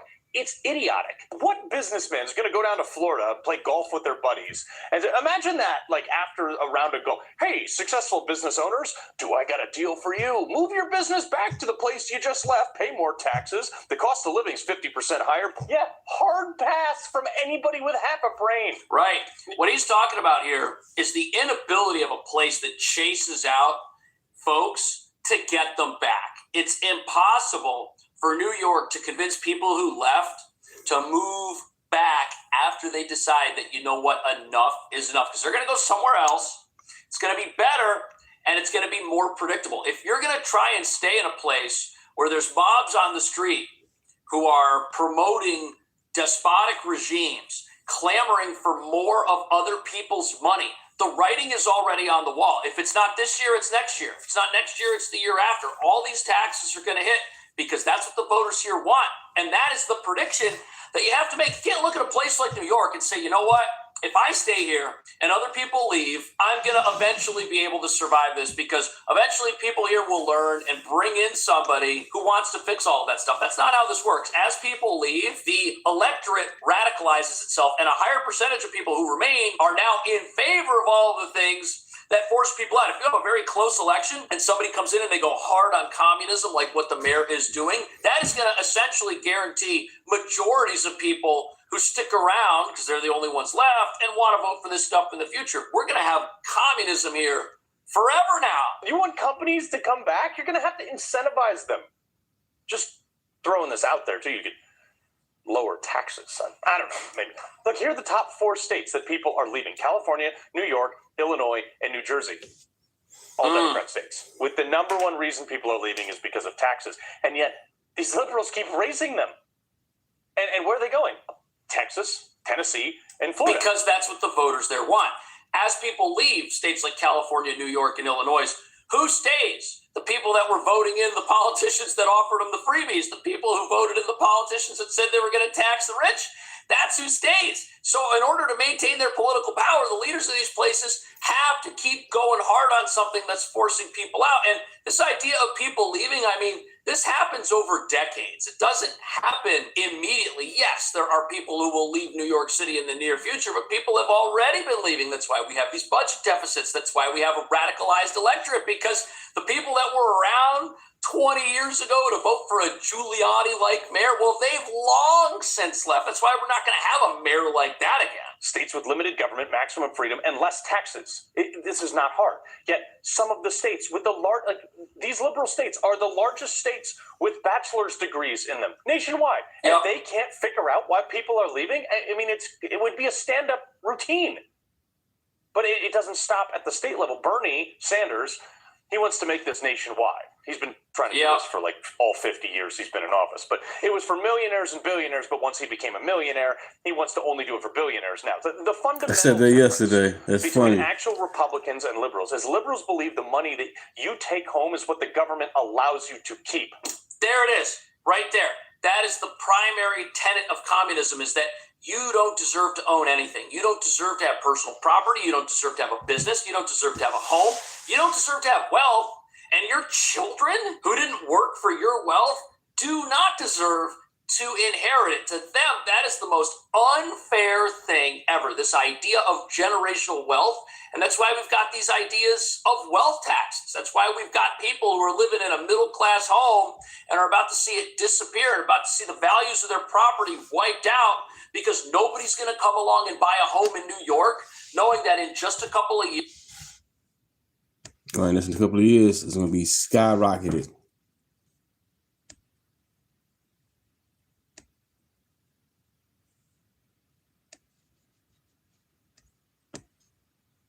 Today, on the Vince Evan Ellison Show.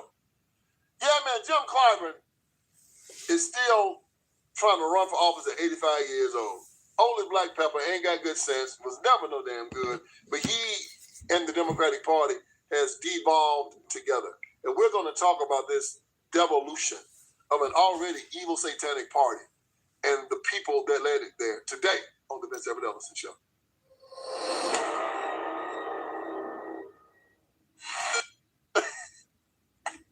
So, I watched the news this weekend, man. I'm minding my own business. Really, like I always do. I'm just minding my own business. I look on the TV and Jim Clyburn on there. Hey, Jim has always been ugly, but now he's just uglier. And so, you know, he was young and ugly. Now he's old, he's really ugly. And he's talking about he might not run again. I said to him, ain't no way in the hell Jim Clyburn ain't gonna run again. Why? Because he's a narcissist. And you know how narcissists are. When they get power, they don't want to give it up. It's just something about them, man. They just hold on to it, you know? It becomes their being. It's everything to them. So Jim trying to get some free press by telling folks he might not run again. He might endorse his daughter to run for the seat. I said, myself, I'll bet you $500 trillion Jim Clyburn's going to run again for that seat. Show up. 2 days later, I'm going to run again. Now take it. Jim Clyburn is 85 years old. I didn't say 58. 85 years old. He can't be at his best. Nancy Pelosi is retiring. Everybody else is going. And he's trying to be the black Strom Thurmond, who retired at 100 in South Carolina. The sad thing about this, y'all, is that the black folks in Jim's district is probably going to still elect him. The saddest thing about this election is that Jim Clyburn's district is as poor now, or poorer than it was when he started representing the district 33 years ago. Now listen to me. I ran against Jim Clyburn 25 years ago. Yes, it was 25 years ago. Republican Party was no count then like it is now. Didn't give me any help. So Jim made the mistake of appearing with me in a debate. I beat the living hell out of Jim Clyburn in this debate. I get Jim with, you know, LGBTQ and abortion up to the 9th month and and against school choice and the economic conditions of the district, and whooped Jim so bad that he wouldn't even come back to the district because he knew, the numbers were in his favor, and he couldn't take another whooping like that. Jim won the race, but I learned a lot about politics during that race. I hadn't run again because I understood that the Republican Party was not going to help anybody that ran in a majority black district because of the deal they made with Lee Atwater in 1992 when they drew these districts. If you read the Wikipedia page on the 6th Congressional District, they will tell you that this district was formed from a deal made between black Democrats and white Republicans to form majority black districts for black Democrats if the black Democrats would vote for the Republican Party's redistricting plan. And they did. And it left the rest of these districts lily white and made Jim Clyburn the only black district in South Carolina.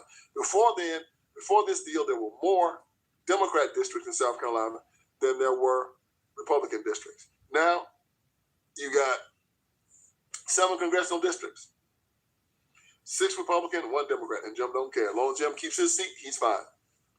But the sad thing about it is that they got these weirdos out there, they got this whole trans thing in the Democratic Party that Jim supports. Charlie Kirk has talked about it. You can see it here. Charlie just put it down. And the trans movement does not believe that.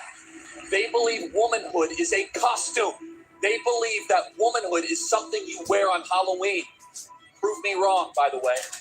They think womanhood is just dressing in a dress and putting on makeup. How insulting to women. They think that being a man is talking in a deep voice and taking testosterone. How insulting to men. It's not a costume to wear.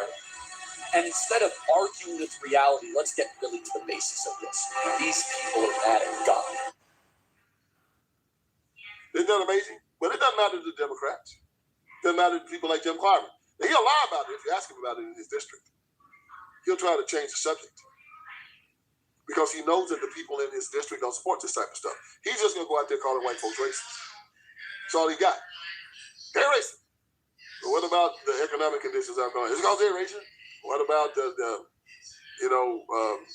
fact that people still cannot afford houses? Oh, it's because they're racist. What about the fact that the schools are so bad? Oh, it's because they're racist. Everything is racism, man. And so we've lost much about political power because they've allowed all these illegals to come in. Jim and the Black Caucus has allowed the Democrats to bring all these illegals in, and because of that, we've lost so much of our political power that's almost non-existent. My good friend Tucker Carlson talked about this on his show. You can see that here. We just ended African American political power, by the way, because of the demographic changes. Just basically made it, both parties have paid, especially the Democratic Party, a lot of attention to what black voters want because they're a huge part of the Democratic coalition. And now that's not true. And so it's not, this is a complicated question. Anyone who says, oh, it's just white racism is, what is your average black person in Chicago, native born, family been here 300 years? What does he think of watching his city overwhelmed with illegal aliens? Exactly what they think. I was up in Chicago last week. I met with hundreds. I met with black pastors, black bachelors, upset. Well, they should be upset. Yeah, they feel like, people who are not supposed to be here and enter the country legally, which is a crime. I'm going to keep talking about that, are getting massive amounts of care, right? Free hotel rooms, 3 square meals a day, free medical care. And the black community feels left behind because a lot of these people are, they could use some of that tax money in Chicago to help them. And they're taxpayers. They should have the first chance to get some of that help. But the mayor of Chicago just, he's ignoring his own community. And this is a democracy, so we make decisions based on population size. And if you dilute the population, you dilute the political power of the people who are born here, very much including black people. So really, it's a takeover of our government, of our democratic system. And I just want to say it for the third time, it completely disenfranchises black people. And they're, black leaders in Congress who supposedly speak for black people, they sold them right out, actually. Isn't that something? Hey, even the white folks see it. Tucker's sitting there with home and they say, yeah, man, Black people don't have no political power. Well, why? Because the black Democrats gave it away. They gave it away. They gave it away to the white Democrat liberals, but they paid them, of course. I talked about this in the Iron Triangle. Most black preachers, most black politicians, most civil rights workers are conduits between rich white liberals and the Democrat Party. I mean, this book lays it out. Show it to you. Whoops. Right here. Iron Triangle. Tells you all about it. Y'all need to get this now. It was #1 on Amazon. Sold tens of thousands of copies. But it talks about how the black preacher, the black politician, black civil rights worker are conduits between rich white liberals and the poor blacks. Period. Okay, you want me to Google it? Okay, what you want me to Google? And they told him that since black people are being killed through abortion, going to prison, murder, drug overdoses, okay, let's see, and suicide, we got to get more people in. The Democrats have killed the black people. Now we got to get some more people to exploit. We got to let these illegals in. Then they opened up the border. And so the black vote now is minuscule. And black people keep electing jokers like Jim Clyburn, who are doing nothing but killing them, destroying the educational system. I mean, if they had one. And then you got to have these black people lie. Is real ID about racism. a passport? Like I said, everything is racism. Everything. So Jim is running for re-election at 85 years old. So I don't guess they'd be running for re-election. They're going to be crawling for re-election. Jim's going to be crawling for re-election. And he'll probably get re-elected. Because, again, any Republican that runs against him is not going to get any help from the RNC. None whatsoever. State party's not going to help him either. So Jim's going to, and the reason why Jim wins is because, I mean, it's easy to win when when your opposition has got chains around their ankles and hands tied behind their back and they can't fight back. And that's what they've done. It's a crying shame that someone this incompetent, who has a history that Jim Clyburn has, is going to be able to stay in office. I remember meeting Governor Jim Edwards when I was running. No problem. I'm right here with you guys. I appreciate you guys. I'm right here. The first Republican governor Thank you. of South Carolina since Reconstruction. He had been Secretary of Energy under Ronald Reagan. He was over the College of Charleston at the time, and I went to his office to talk to him. And in his office, he told me some things that he swore me to silence till, I guess, after he died. He told me that Jim Clyburn had been part of the White Citizen Council. Jim had worked for him in the Human Affairs Commission. And Jim tried to always be slick. You know, he worked for Republicans and he worked for Democrats. So he was both, but he had a Democrat. And Jim said Jim was always a snitch for the racist white people, Democrats in South Carolina. Governor McNair told me the same thing. I went to meet Governor McNair. He told me the same thing. He was a retired governor of South Carolina. He was a lawyer in Columbia. He told me the exact same thing. He said Jim's, been taken care of because he was a snitch for White Citizens Council. Okay, I do that too. He was he's always been a traitor to black people, and that the racist whites got him elected to do exactly what he's doing. And black people have been duped by this charlatan for a very, very long time. They're still poor. Their districts are still crime-ridden. Their schools are still terrible. And Jim offers them the crumbs that fall from the table while he lives in a 3-story house on the lake. But that's the story of most black Democrats. All of them. They're crooks. They're horrible. They're terrible people. And hopefully, when this old group of old civil rights workers finally go the way of the earth, black people will finally have an opportunity to move out of this. But they're going to hold on to power as long as they possibly can. And don't expect them to give it up.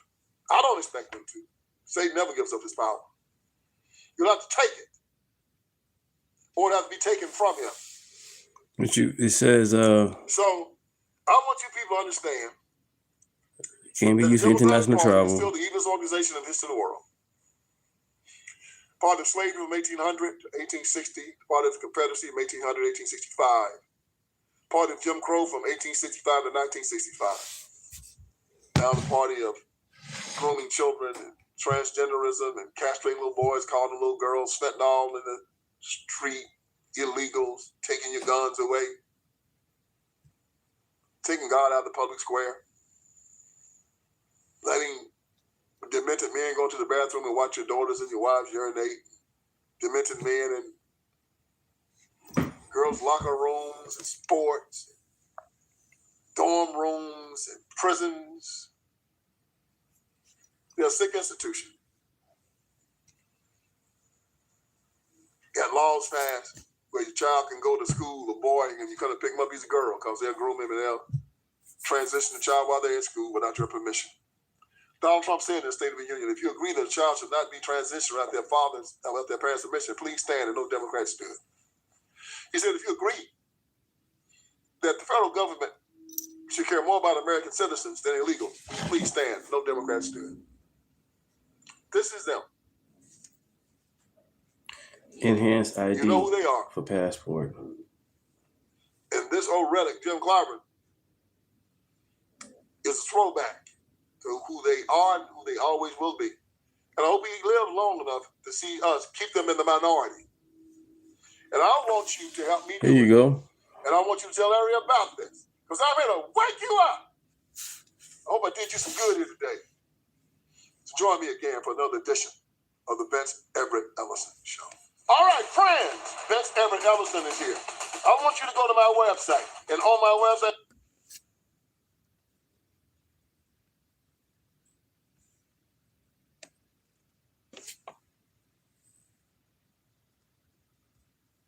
I know you fucking lying. You just can't make this up. Boy, oh boy, oh boy. Look at Ilhan Omar's daughter. Look at her daughter. Lord have mercy. What the heck is Ilhan Omar's daughter doing in Cuba? So she is a part of a group that is called Nuestra America Convoy to Cuba.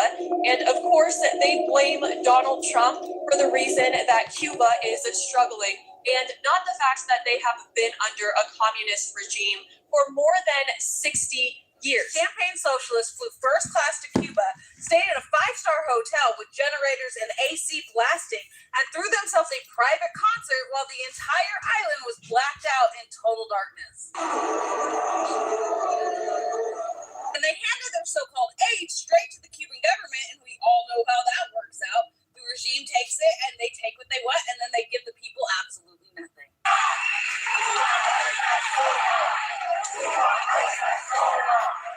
So while they were partying and posing for photos with communist leaders, hospitals lost powers, ventilators got shut off, and people died in the dark.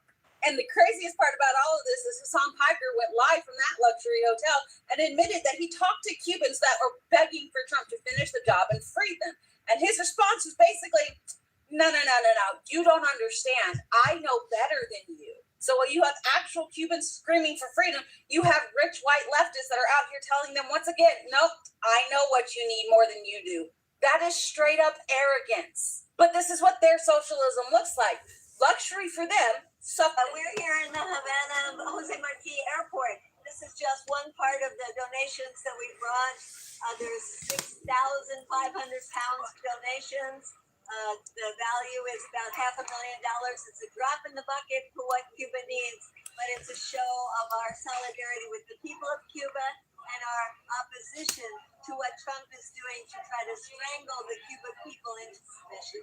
Cuba sí lo que o no. Cuba sí lo que o no. Want to really see something to said? Take a look what happened.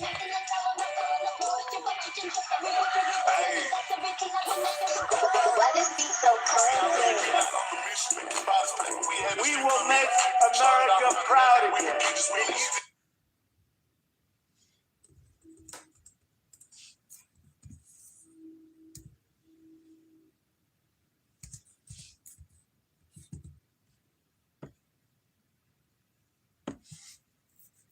Now she's being forced to defend non-citizen voting on that. Until something like this actually happens, and then you know people who struggle. I actually do know people. Do you know somebody who doesn't have an ID?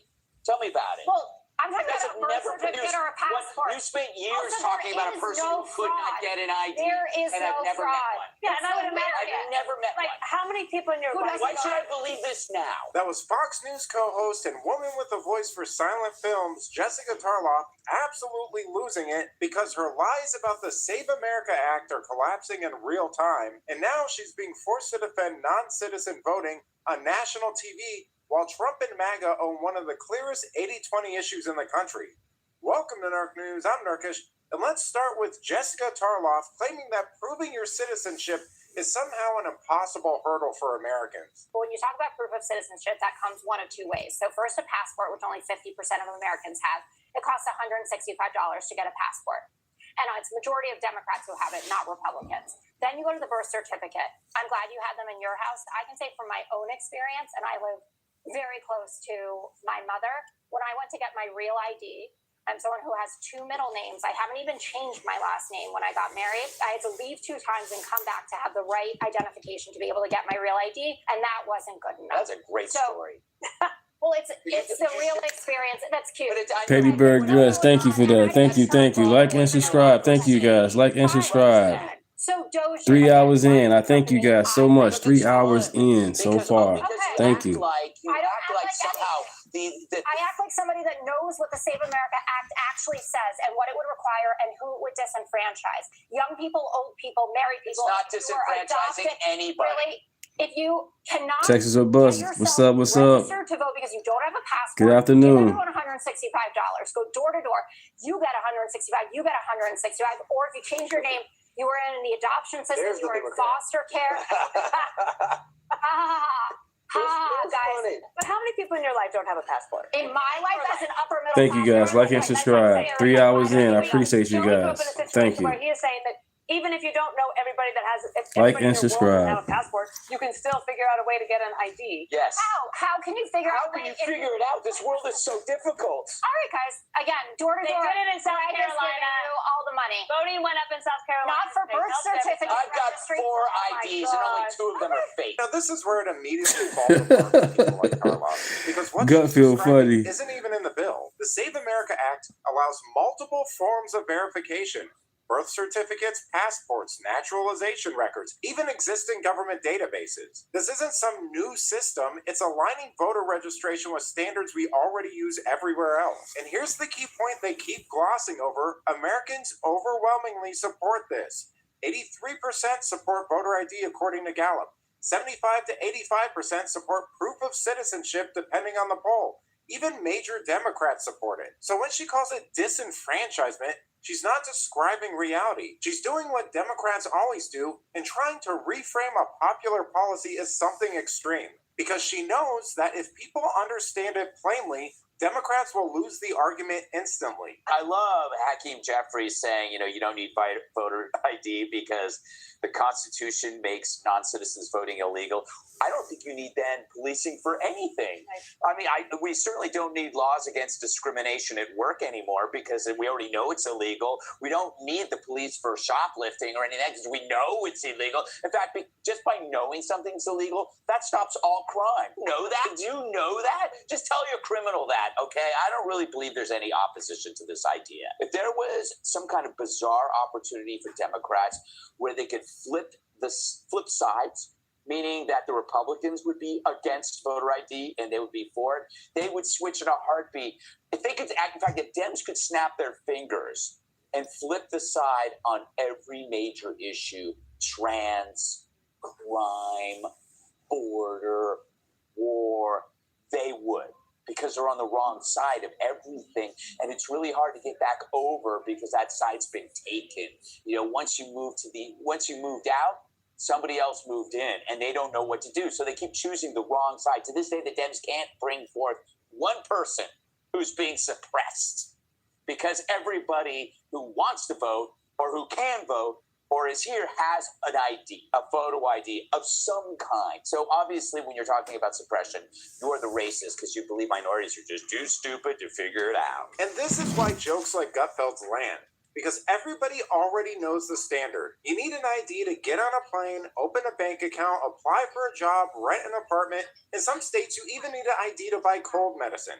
But voting, that's where Democrats draw the line for some reason. Which is why this whole thing reveals more than they intended. It feels off to a lot of people. Because regardless of how they try to frame this issue, Democrats' standards aren't complicated, they're inconsistent.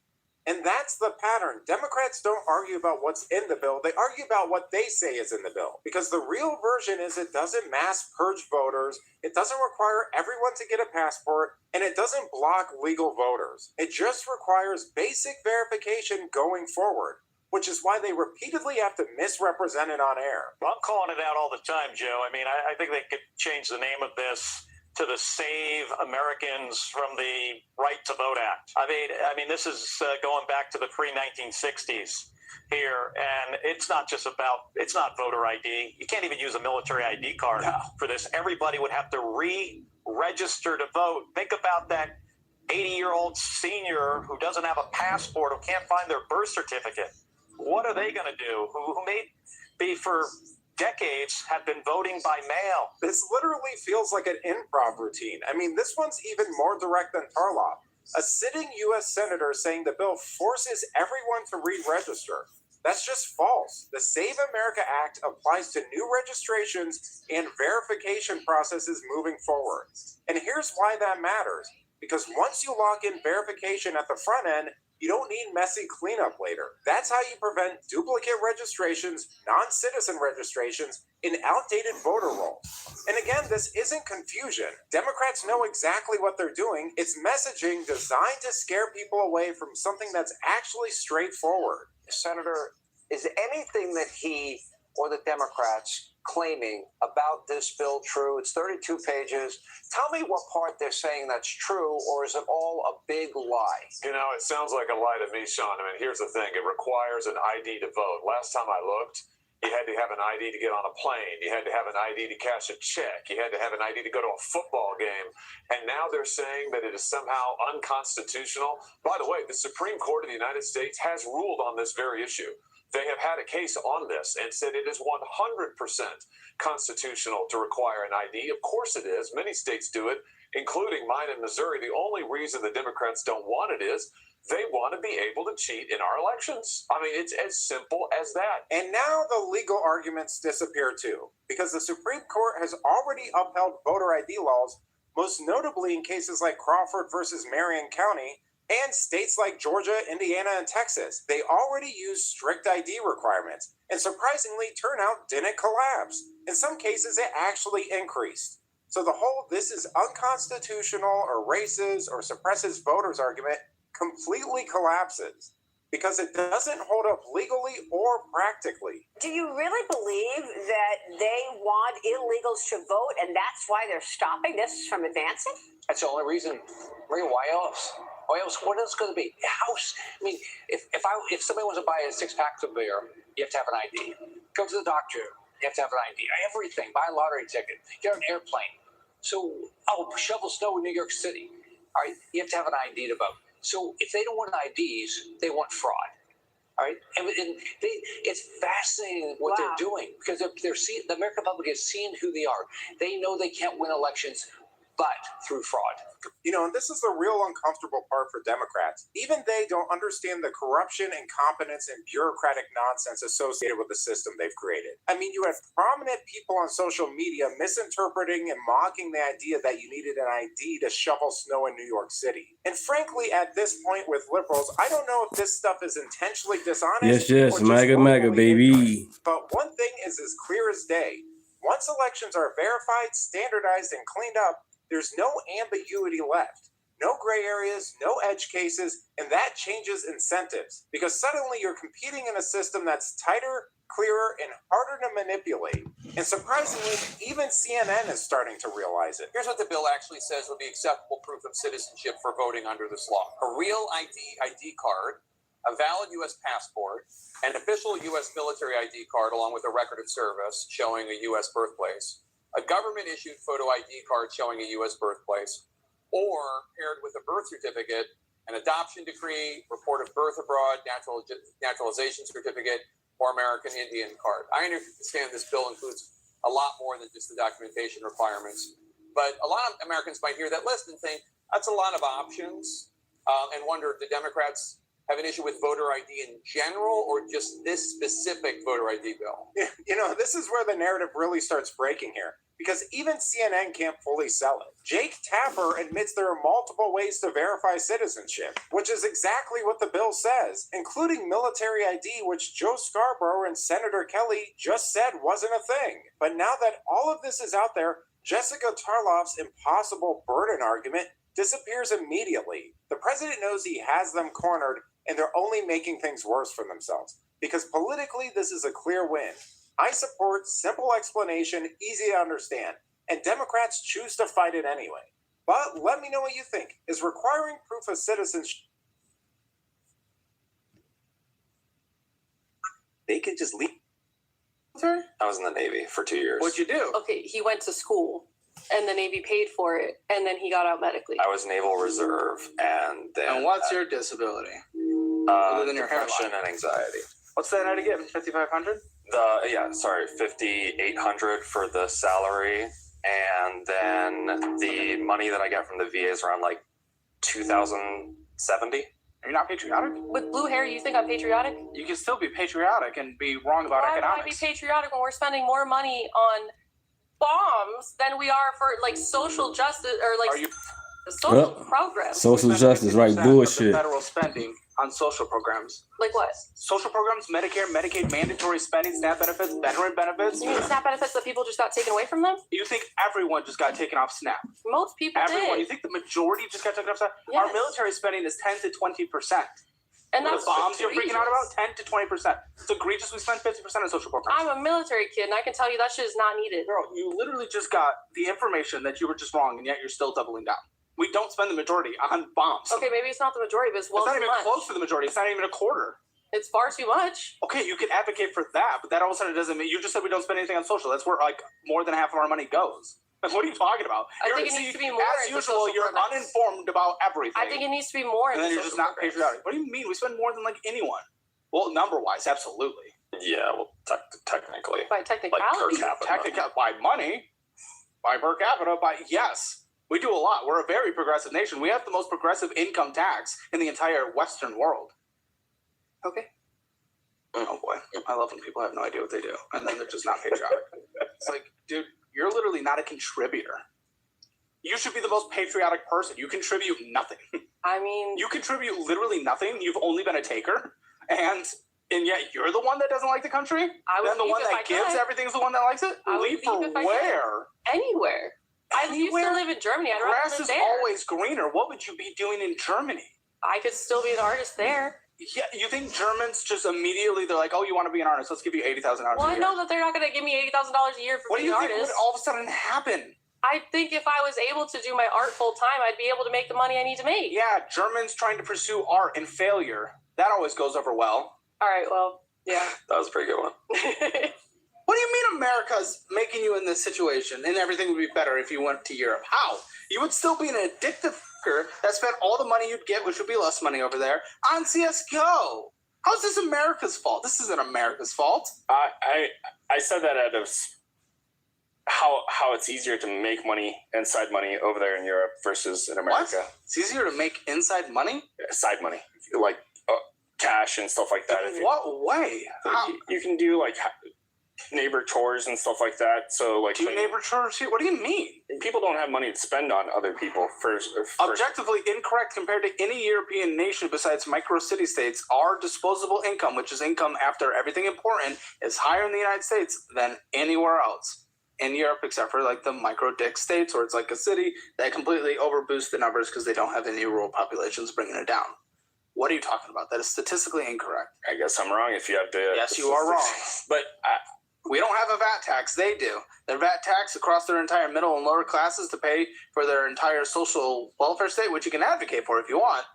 dramatically makes their disposable income less. And that's fine if you want that kind of culture, but they do not have as much to spend on the... Why do you think our consumer culture is so extensive compared to every other country? It is because of our culture, for sure, but it's because we also have the means to do it. Even our poorest people here are fat.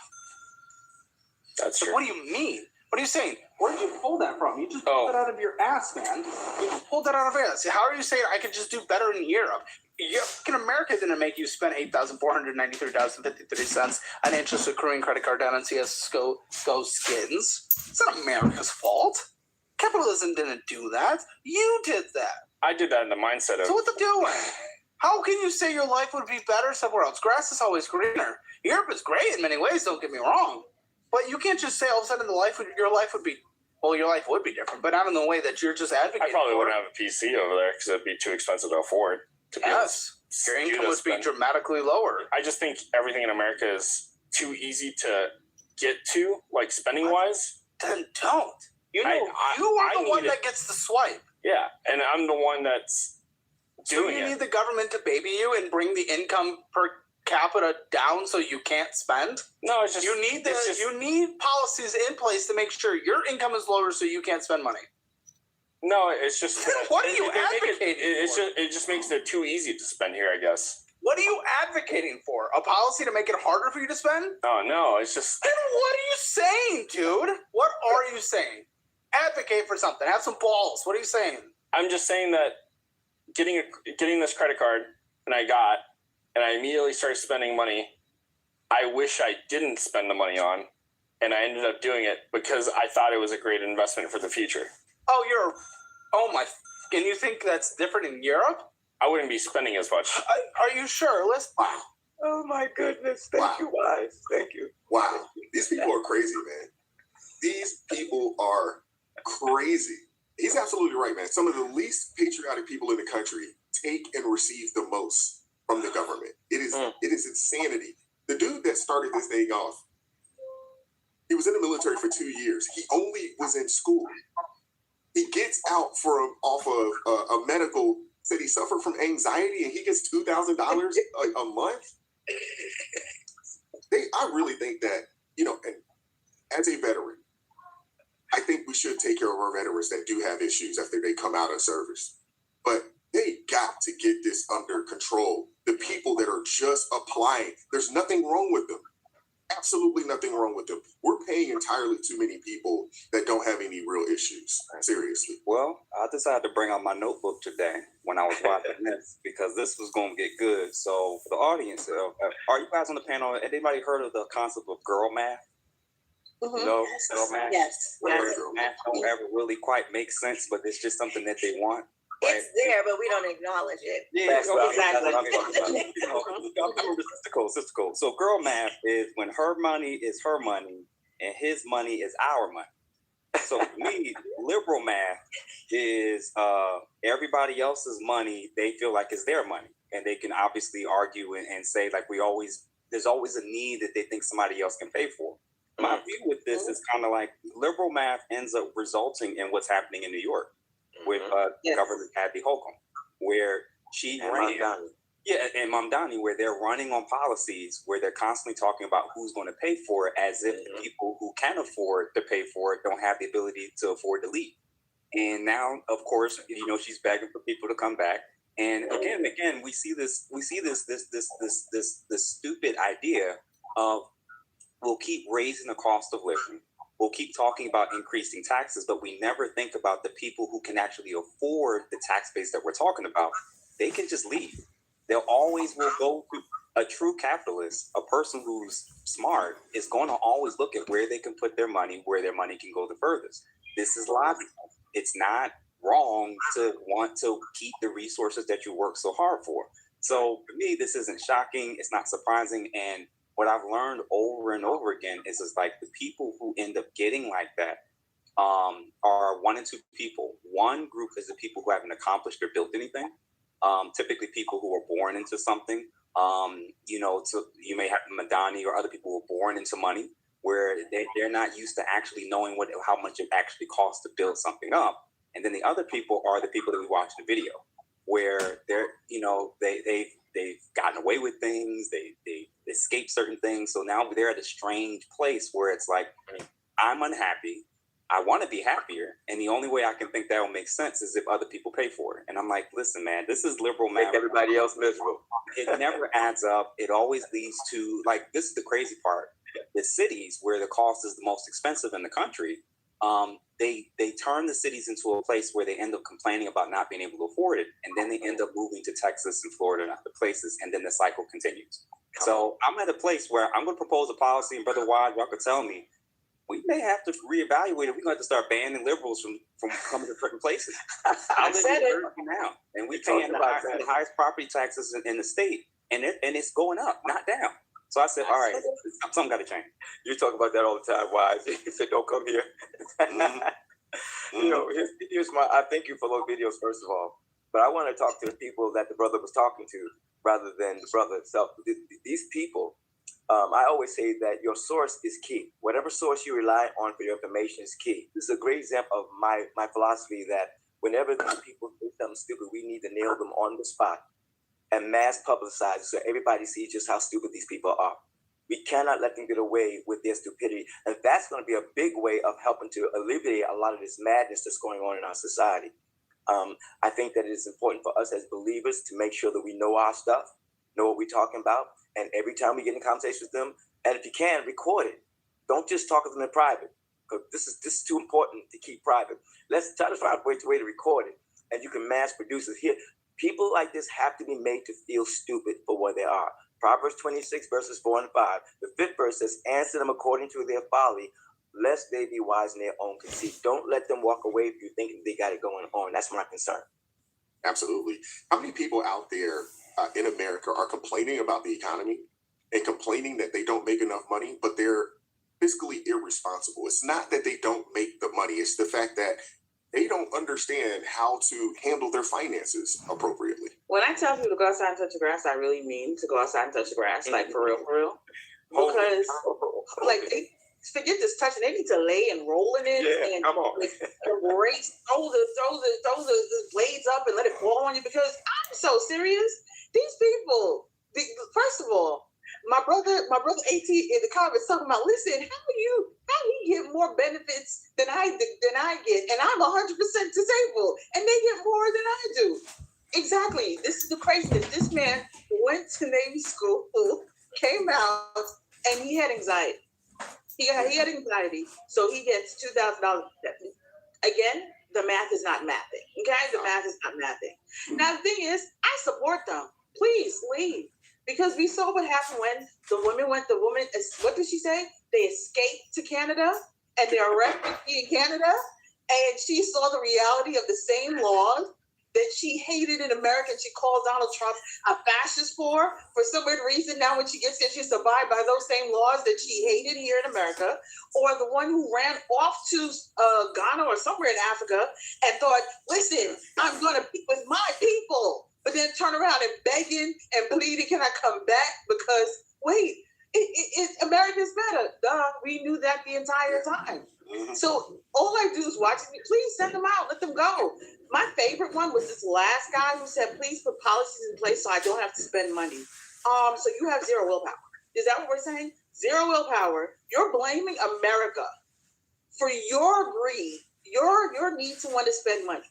And I just want to remind people, everyone that yells about social programs and fascism and all this other stuff, I just did a whole video last night on AOC because it's very interesting. They will yell about how the rich tax the rich all the time. The minute they have their hands on money, they go to spending, okay?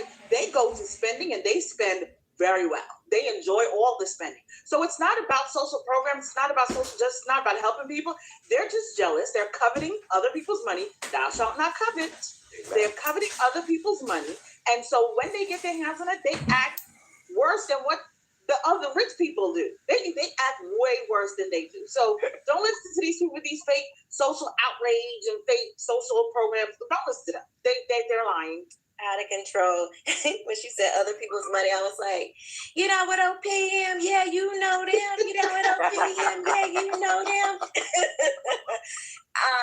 You guys were talking, I was thinking about they approach life from a totally different perspective from the beginning. Like their diagnosis from the jump is off. It's wrong.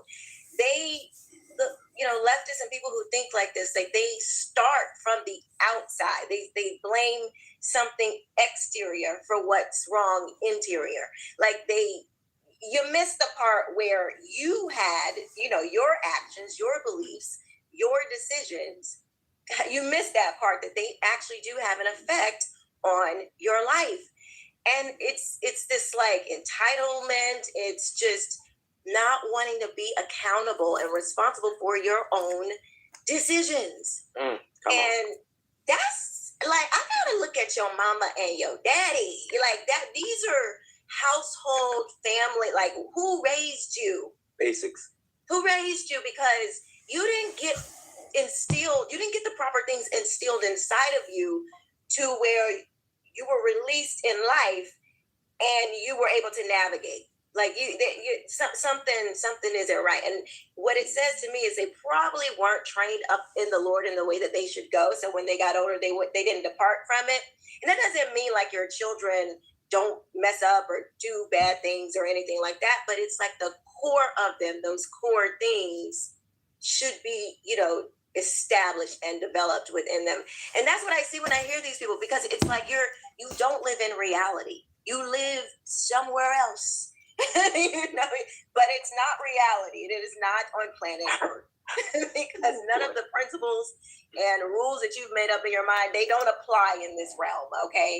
They don't even apply in the spiritual realm. They just exist in you and the enemy's mind, because it's not working for you. It's not working for you. And it's like people, it's hard to self-reflect. Be like, ooh, yeah, I messed that up. That was on me, but they don't seem to have that muscle.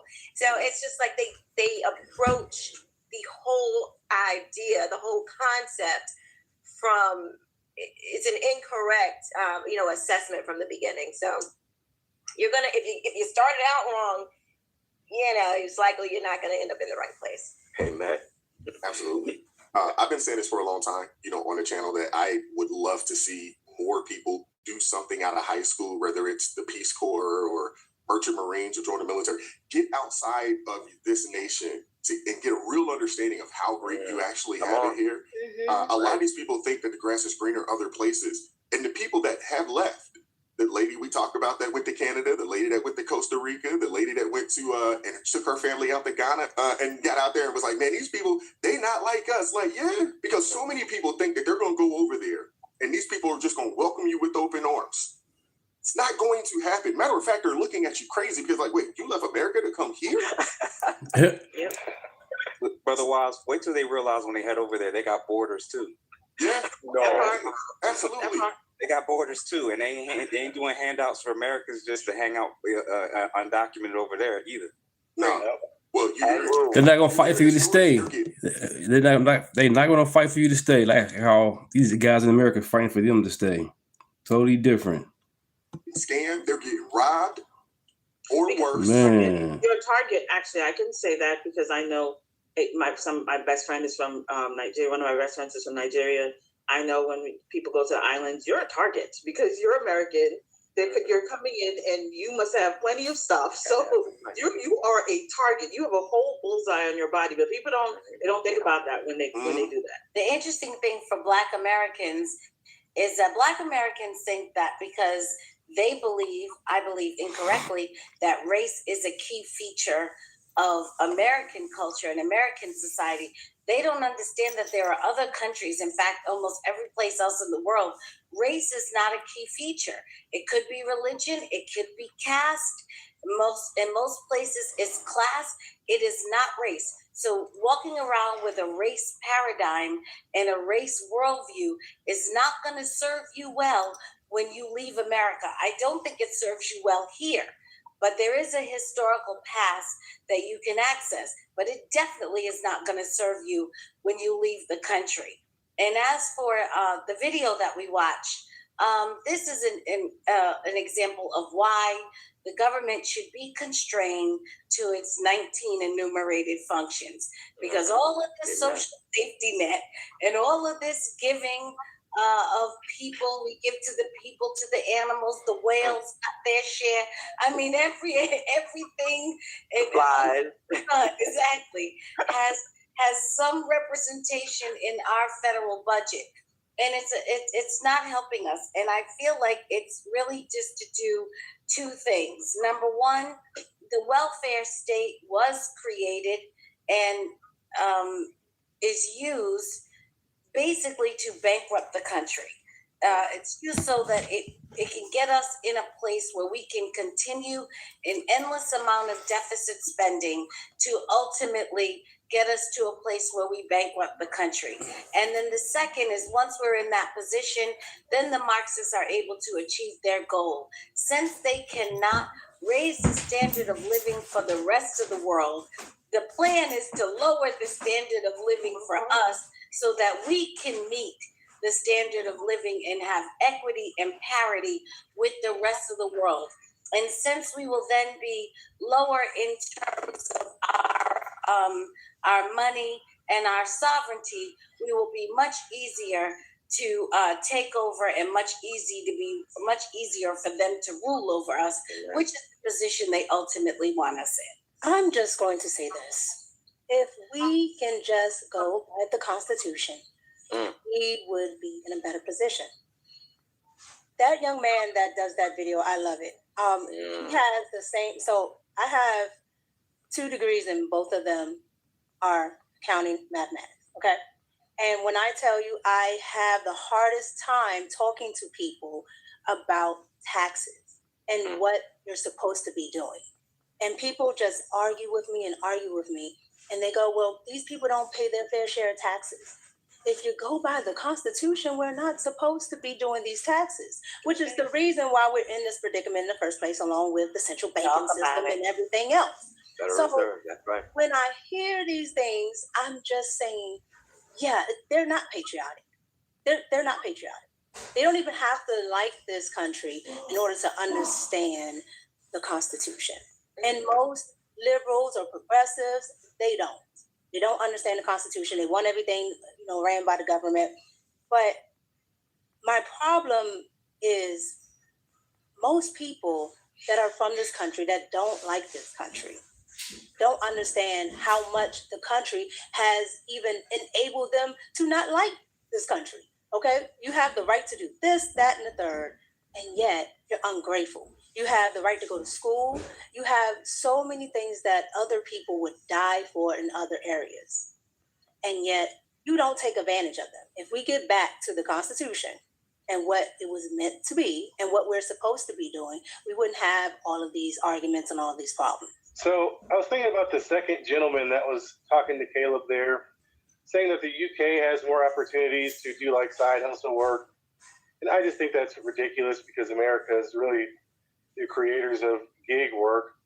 And you look at all these people that aren't taking advantage of their opportunities, but even illegal aliens come here and take advantage of those same opportunities that Americans don't take advantage of. So then they sit back and make it seem like, oh, I can't find ways to make money or do this and that. Half the time it's just because people are lazy, people are weak. They don't want to do whatever it takes to reach that point of success. I mean, look at all of us in here right now. All of us are taking advantage of opportunities that are in America by using YouTube, right? Which can provide more opportunities. But to see people say that there isn't opportunities in America is ridiculous. And then you have the couple there that's receiving money from the military. Can you imagine a person that has the entrepreneur mindset getting an extra $2,000-$3,000 a month every month? They're going to take advantage of that and use it in the right way. But people that don't have the right mindset, that are lazy, what's up? That's what happens. And I don't know if it's a liberal mindset, but it is common in America. And then you add that with us not getting top finance. It's time for Lefties Losing It, and I've missed the ladies of The View. This is their first appearance of the week, and it's courtesy of Oh, wow. Thank you. Appreciate incredible that. claim about voter ID. She Thank you. claims that it already exists, that the SAVE Act is not needed. Now, we'll give her the benefit of a doubt here and just assume she is ignorant and not deliberately lying.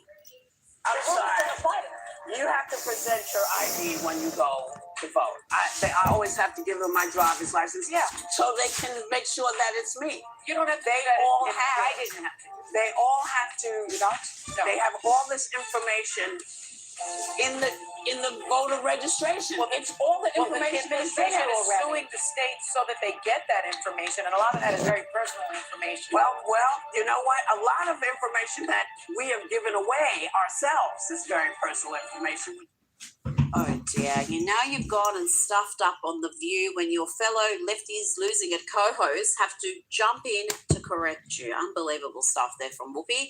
Now to a former co-host of The View, Rosie O'Donnell, who is so afflicted with Trump derangement syndrome that the mental health professionals treating her have asked her to stop posting about him. I know that because Rosie told us all about it in a video she uploaded, but she can't help herself. The president lives rent-free in her head, even though she has fled Trump's America. Thanks to that orange mess of a man, mediocre man.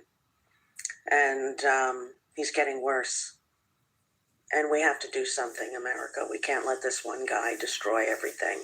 250 years of democracy. We can't let him destroy it. So we got to get together as one, in unison, and sing, you know, one day more. Do you hear the people sing? She really needs to go back to therapy, maybe several times a day. That could be recommended because, yeah, Americans did all get together and they voted for Donald Trump in a landslide. He won every swing state, Rosie. Get over it. Now, listen to House Minority Leader Hakeem Jeffries answer a question that should be easy. He is asked if the illegal immigrant who killed a teenager in Chicago should be deported if he is convicted. Hakeem? No, I wasn't part of the military. Couldn't answer the question. An illegal immigrant has been charged with murdering a college student in Chicago last week. Do House Democrats believe if he's convicted, he's someone who should be deported? I'll look into the case. He'll look into the case. What? An illegal immigrant murders a girl and Hakeem needs to have more information before determining whether a killer should be deported. Now to a illuminating chat between two funny men, comedian Theo Vaughn and Hollywood star Vince Vaughn. This chat has enraged all sections of the left, mainly because what they talk about here is 100% true. Why a lot of the late shows have struggled. Because all they did during the only person they could make fun of at a certain point was just like white redneck kind of people, and and then everything tanked after that. Think about that. But see, they never get it right. The podcasts have gotten so much more popular with less production, less writers, less staff. Oh, the reason why.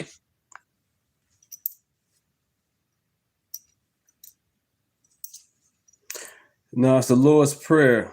And also, this is my brother. He passed away of colon cancer, stage 4, 2003, December 24th. So, yeah, it's my brother Ashes right here in the Lord's Prayer. Two people working here, and both of them are hungover. One guy is shingled. And so people just rejected it because it didn't feel authentic. It felt like they had an agenda.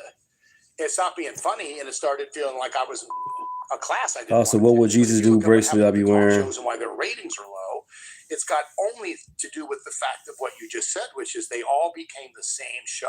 Yeah. And they all became so about their politics and who's good and who's bad. And it's like, imagine to sit next to someone like that on a plane. Oh, bro, you'd be like, how do I get out of this? Thank you, guys. Appreciate that. Yeah, fuck cancer, for real. Now, this next lefty losing it is a confirmed liar, a Thank you, guys, for that. Thank you.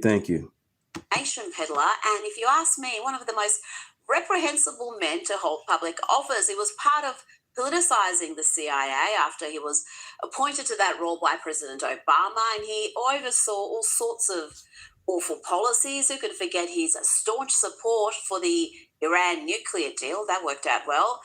More recently, he disgraced himself by leading 50 other former intelligence officials who falsely claimed that Hunter Biden's laptop was some sort of Russian misinformation plot. They did that in the lead up to the 2020 election.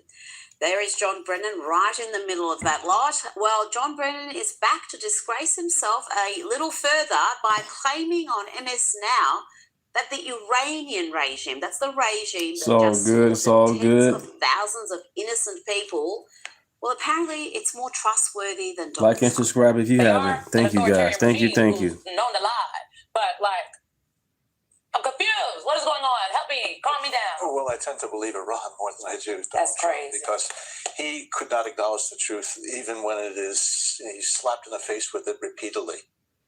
Let's bring in commentator and documentary filmmaker Ami Horowitz. Ami, how does this guy even have the chutzpah to show his face on national television after his involvement with the Iran nuclear deal, the Steele dossier, that Russian disinformation plot that he alleged Hunter Biden's laptop was? I mean, this guy should be hiding in shame somewhere. In 1976, Gus Hall ran for president of the United States for the Communist Party ticket, a guy who was known to be a paid agent of the Soviet Union. Well, one of those 60,000 people who voted for him was John Brennan. So am I shocked? Yep. I am not shocked he would say something like that. Look, what is shocking and horrible is that he's a paid analyst for NBC News, and shame on Ms. Right Now for having him on the air as a contributor. In 2016, Barack Obama had the CIA do an assessment of the Russian collusion with Donald Trump, right, to overturn the election, throw the election in his way. And John Brennan's head of the CIA used as one of the key I'm not being lazy. evidence for why the Russians were colluding was a Steele dossier, right? The now defunct Steele dossier, we all know now was faked, and that was funded by the Hillary Clinton campaign. And when somebody came up to John Brennan and said, okay, this is obviously not real. Thank you. Appreciate His that. response, they say, was, but it rings true, okay? Now, if this man didn't lose all his credibility then, which, spoiler alert, he did, he went further, like you have alluded to, when he was one of the 51 people who signed the disgraceful, infamous letter saying that the Hunter Biden laptop was fake, okay? So look, guys, if you want to say that President Trump is the Thank you, reason Jimmy. why Appreciate that. people don't have trust on institutions, nah, dog. If John... Once again, I'm right here with you guys, watching and listening what's going on. I'm going to jump in when I need to say something. If not, I'm right here watching it with you guys. I'm learning and listening. And I'm reading the chat. I'm all right here with you. Brennan and people like him. And that was no small matter, him and those 50 other intelligence officials, former intelligence officials, signing that letter, because so many Democrat voters said if they knew about Hunter Biden's laptop, they would have changed their vote. They would have changed that election result. And it was election interference, plain and simple. And he's really never paid for that and all the other stuff you've just mentioned. Now, let's talk a little bit more about Iran. Donald Trump has postponed strikes on Iran's energy sites. The US president said senior members of his cabinet were in talks with Iranian officials who he said had agreed to never have a nuclear weapon. And the other side, I can tell you, they'd like to make a deal. And who wouldn't if you were there? Look, their Navy's gone, their Air Force is gone, their communications are gone. That's the biggest problem. It's very hard to communicate them between themselves. Again, it starts with no nuclear weapons, and they've agreed to that. There won't be any nuclear weapons. They're not going to have, and they're not going to have enrichment. Now, the US has reportedly shared its 15-point plan to end the war with both Israel and Iran. Army, does the president consider this war already won? Look, I hope not. But if there's one thing I learned about Trump and Iran is I trust Trump when it comes to dealing with Iran, right? I think he's shown us over and over again he knows what he's doing when dealing with these mullahs. And I think the mullahs found out that the hard way. So, yeah, and also I also want to remind you that the day before we started bombing the hell out of Iran, there were also negotiations going on with the Iranians. So, yeah, let's see how this plays out before we jump into reactions. Also, I'll point out that he's asked Congress for a war supplemental bill of $200 billion. He's also sent the 82nd Airborne into the region. I think that's an overt threat to the Iranians that you guys better get your act together, or we're going to invade and take over Karg Island.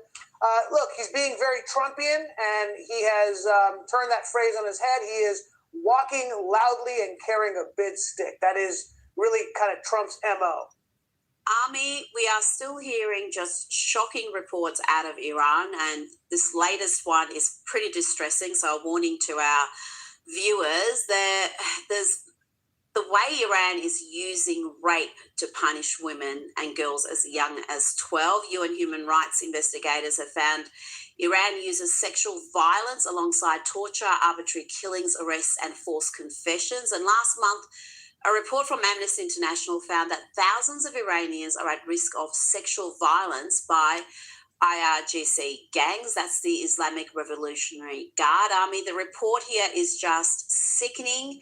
And as I said, this is fairly distressing. So for anyone who's listening, I give you that warning. Daily Mail reports last month 2 Iranian nurses were gang raped and relentlessly tortured by the Islamic Republic security agents because they treated wounded protesters during the anti-regime demonstrations. That was their punishment for helping injured protesters. The nurses have had their uteruses removed. So wow, that's nasty. And Army, one victim is so traumatized, she begged surgeons to let her die. I mean, this is the evil, the brutality of this regime. This is something that seems to be lost on many members of the media. Damn. Yeah, shades of October 7th, where women were literally raped to death by Hamas. This is nothing new for the Iranian regime. They've weaponized rape for a very long time. The Ayatollah Khomeini famously said, and he was quoted by his designated successor, that virgin female prisoners should be raped so they can't go to heaven. This is par for the course for them. And this is frankly how Islamists generally have weaponized rape, not just with October 7th, but ISIS and Al-Shabaab and Boko Haram have all used rape in this way. So we know this.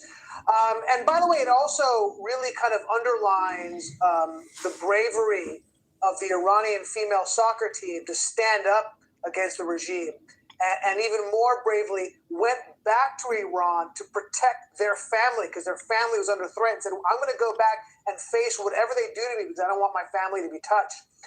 This is kind of the way they are, and frankly, I weep for them and I pray for them because this is an awful situation for them and the entire Iranian people to be in. That's why we want to end this war as quickly as possible, and thank God Donald Trump is president.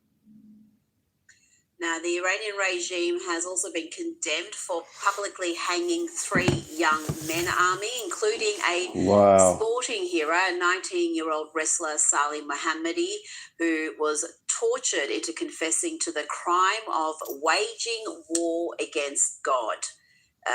Army, that's also known as protesting against the regime. And this public hanging, it's just a warning to the population to not protest again. If you're not shot in the street, you may be arrested, tortured into a confession, and hanged after a sham trial.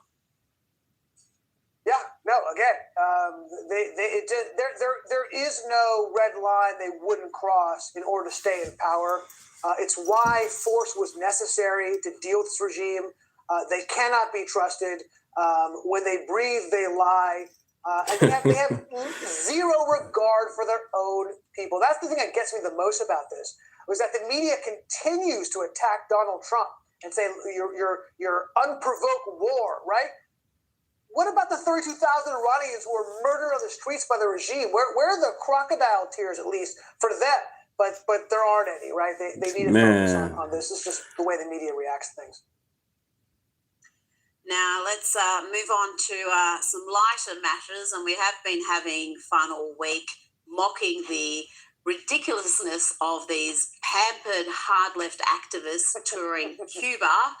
One of the members of this commie convoy is popular streamer Hassan Piker. He's there with the likes of Ira Hersey, who's the 23-year-old daughter of Democrat Ilhan Omar. This is just incredible. These people are staying in luxury 5-star hotels that cost $130 to $520 a night. And you may think, well, that's not that much money, but the average local there makes just $150 to $200 annually. So for these pampered Westerners to be there, and Hassan Pike has been pictured here wearing designer gear, dripping in designer gear, including a $690 top and glasses that are worth over $1,300. What are they hoping to achieve here, Army? It really just seems to be comical. Yeah, by the way, that is so damn ugly on top of it, right? That's just what a waste of money. The glasses? Yeah, he was rolling. Yes. He was rolling with a wardrobe that'll take 10 years. Chat, this the last video. I'll be back tomorrow. This the last video. I'm let it finish. Well, thank you guys so much. For the average Cuban to pay for.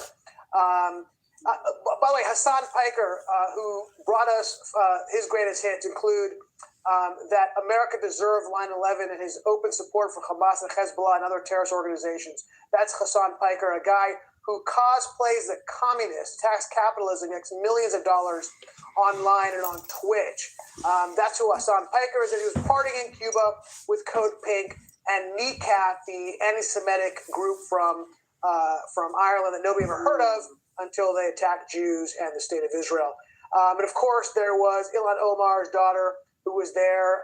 She attends Barnard, one of the most elite schools in America that costs $90,000 a year, that I'm assuming she got the money from her father, who allegedly was fraudulent in how he got his ill-gotten gains. And by the way, that would have cost the average Cuban 500 years to pay for 1 year of schooling at Barnard. And by the way, to show how far the left has sunk, right, when it comes to them dealing with hard leftism, Hassan Piker was talking about how he is a friend with Ben Rhodes, the rock star of a Democrat who was Obama's deputy national security advisor and national security speechwriter. So yeah, that's the state Democratic Party. They're in Cuba partying with the Cuban regime who's keeping the Cubans in bondage. Well done. Yeah. Not standing with the locals who are crying out for freedom. You can't be doing that because they're there to basically embarrass the US government. Now, before you go, I was interested in your response to this piece that argues that Zoran Mamdani's first 100 days in office proved the alarmist wrong.